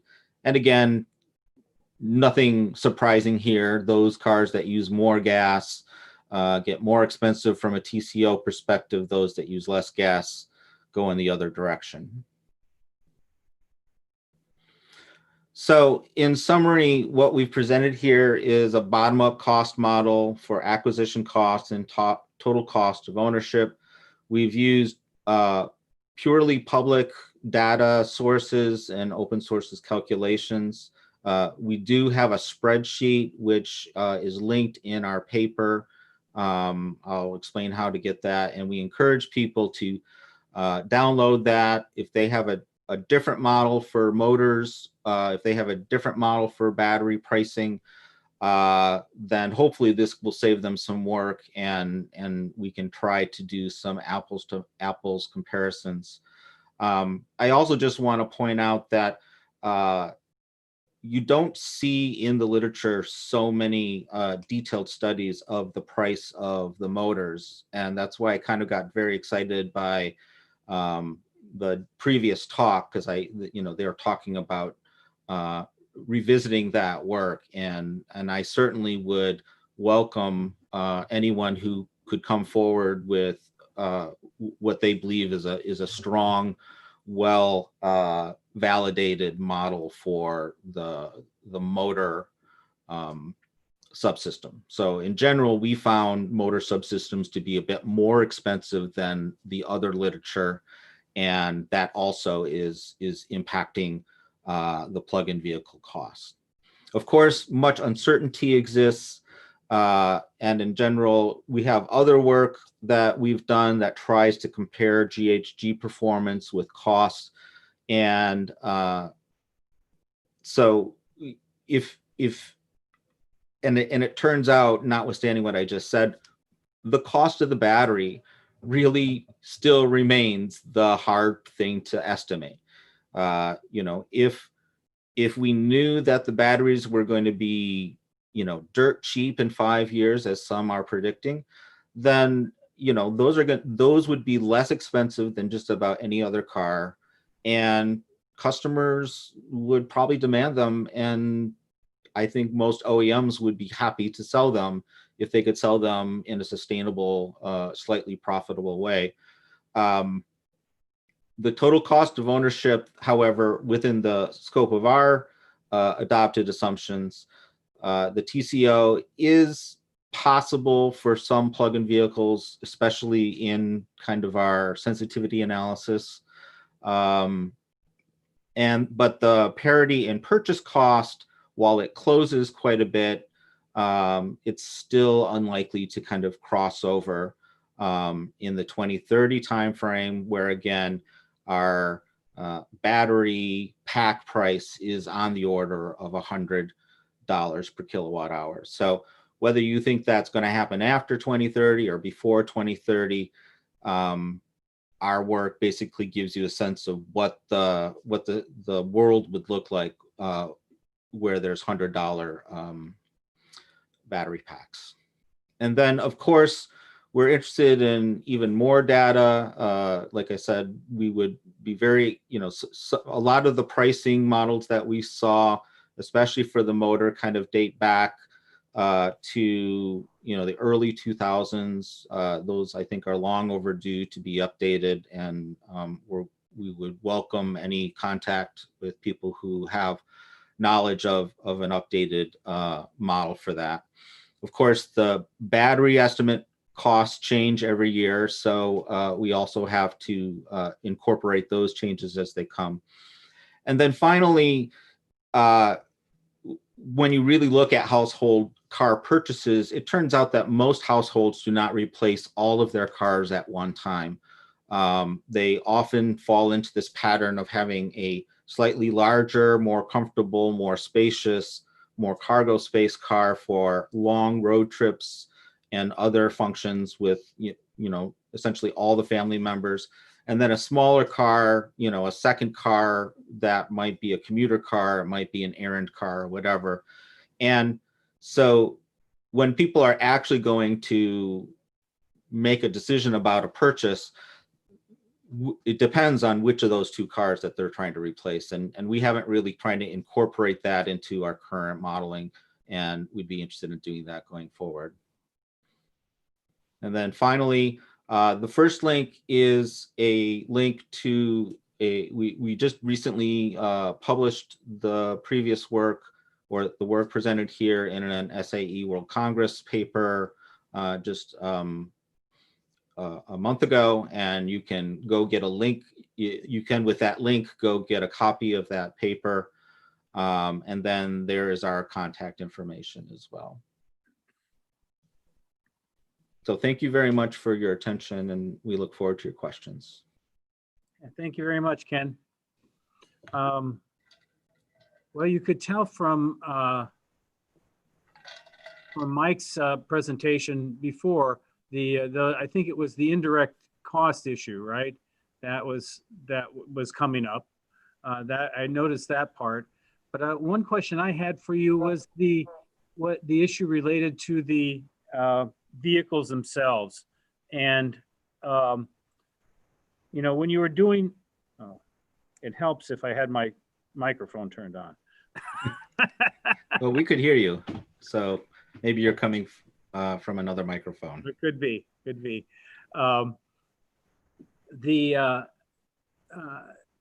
When you were doing the resale value, you were looking at a Focus EV and a Leaf. Yeah. Obviously, those are not current vehicles in terms of resale value. Were you only looking at those vehicles, those two vehicles, when you were doing the rest of the modeling? Well, again, we're looking at cars that were sold 5 years ago because our work is based on a 5-year ownership line. So we didn't, there was no Model 3 5 years ago. There was no Model X 5 years ago. I think that's right. I couldn't afford it even if there was one. But to the broader point, it is true that we see in data a lower resale value or a lower residual price for BEVs as compared to ICE cars or PHEVs. And I think that's pretty robustly shown in the data. Granted, there have been only a small number of cars that we've had enough years to really bear that out. And I think it's a very fair question of whether that that reduction, that extra cost reduction in the residual for BEVs is something that will go away, right? So before Toyota brought the Prius, there was also a concern that the resale value of Priuses would be very low because people were concerned that you'd need to go and replace the battery every 8 years. And as it turns out, that isn't the case. And so the residual value of a Prius has increased with that marketplace experience. And so, in 5 years, in 10 years, if the residual floats back up because it turns out people don't need to replace the battery, people do have a better understanding of the residual life in their battery, and all that kind of filters into the economy, and people are able to make more rational or data-based decisions. That would be great.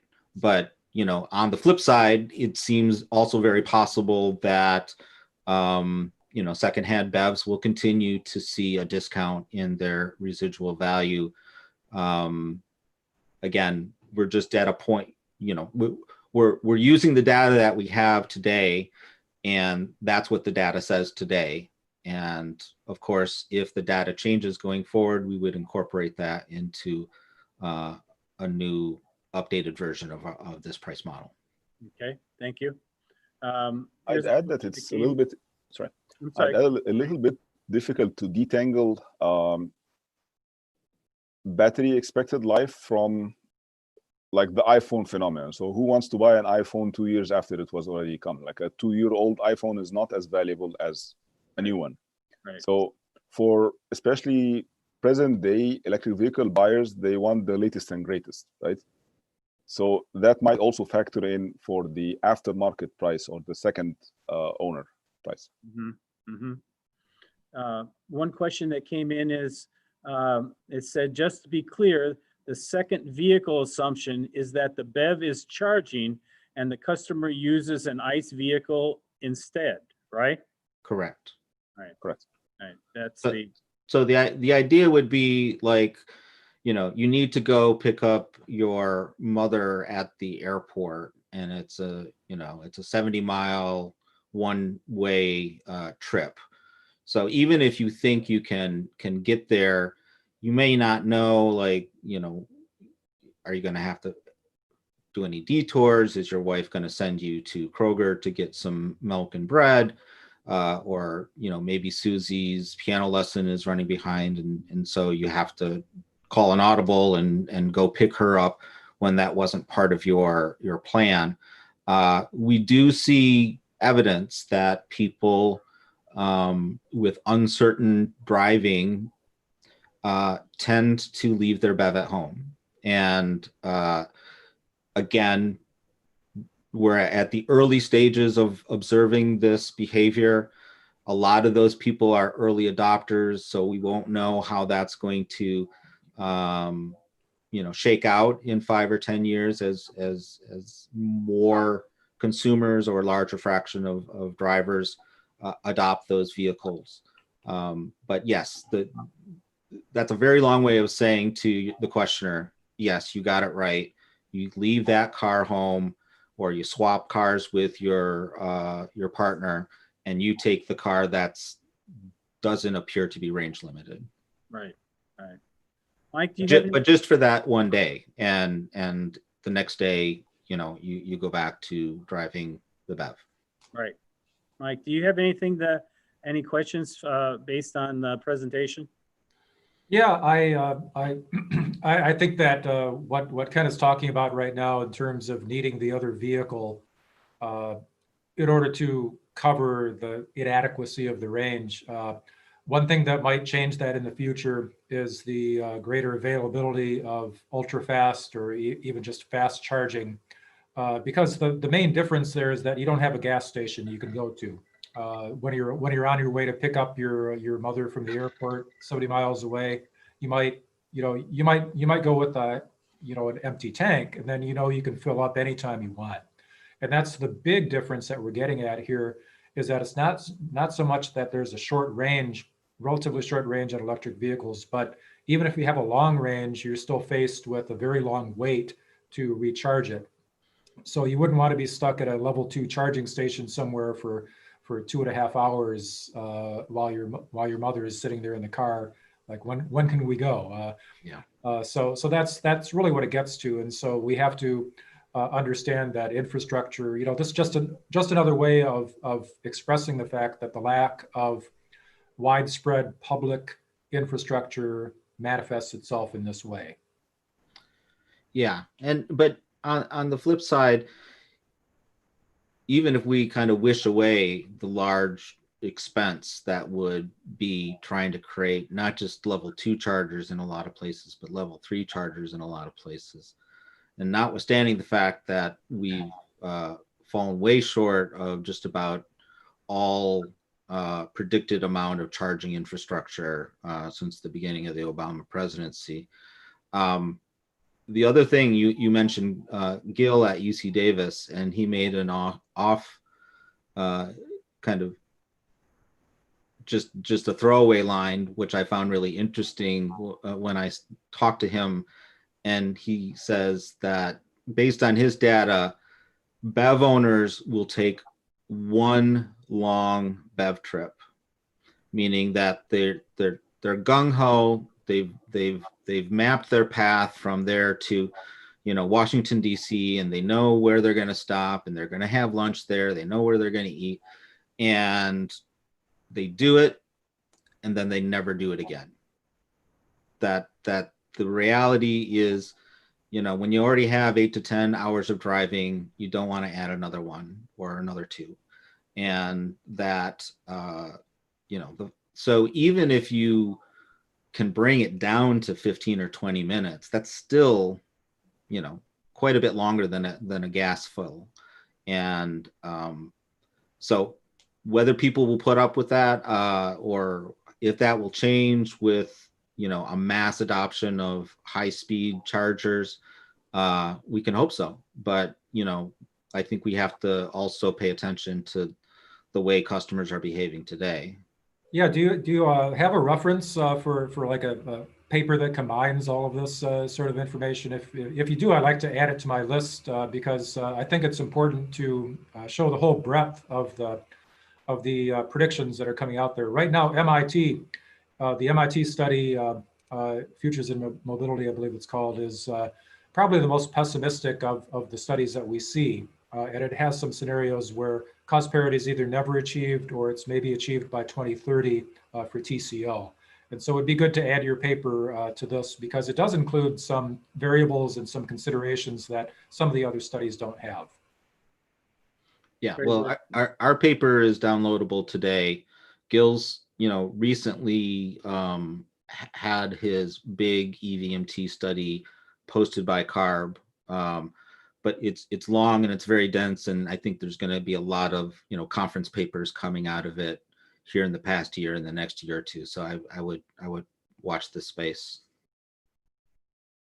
I would also add that though we didn't include it in this current SAE paper, the utility factors could be recalculated with assumption of fast charging available, because the trips in the data set have time signature, and you can watch for that 45 minutes window between trip and a start of the next trip, and then you can assume a fast charging opportunity there.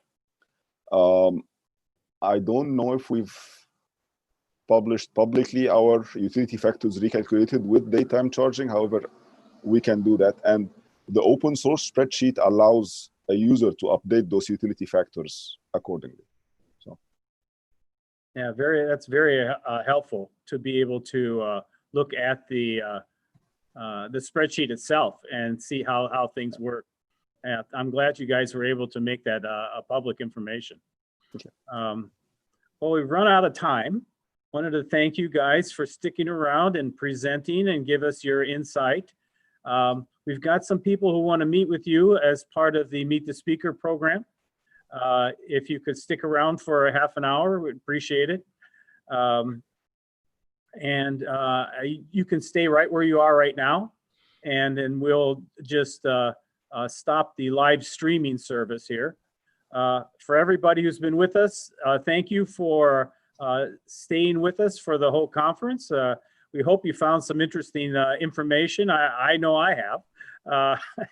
And we'll see you next time for Automotive IT, Internet of Things. We'll also, Toyota will be represented at that conference as well. So again, thank you very much. Thank you. Thank you. Thank you, everybody. Thank you. Guys, to stick around and let me end the live streaming here.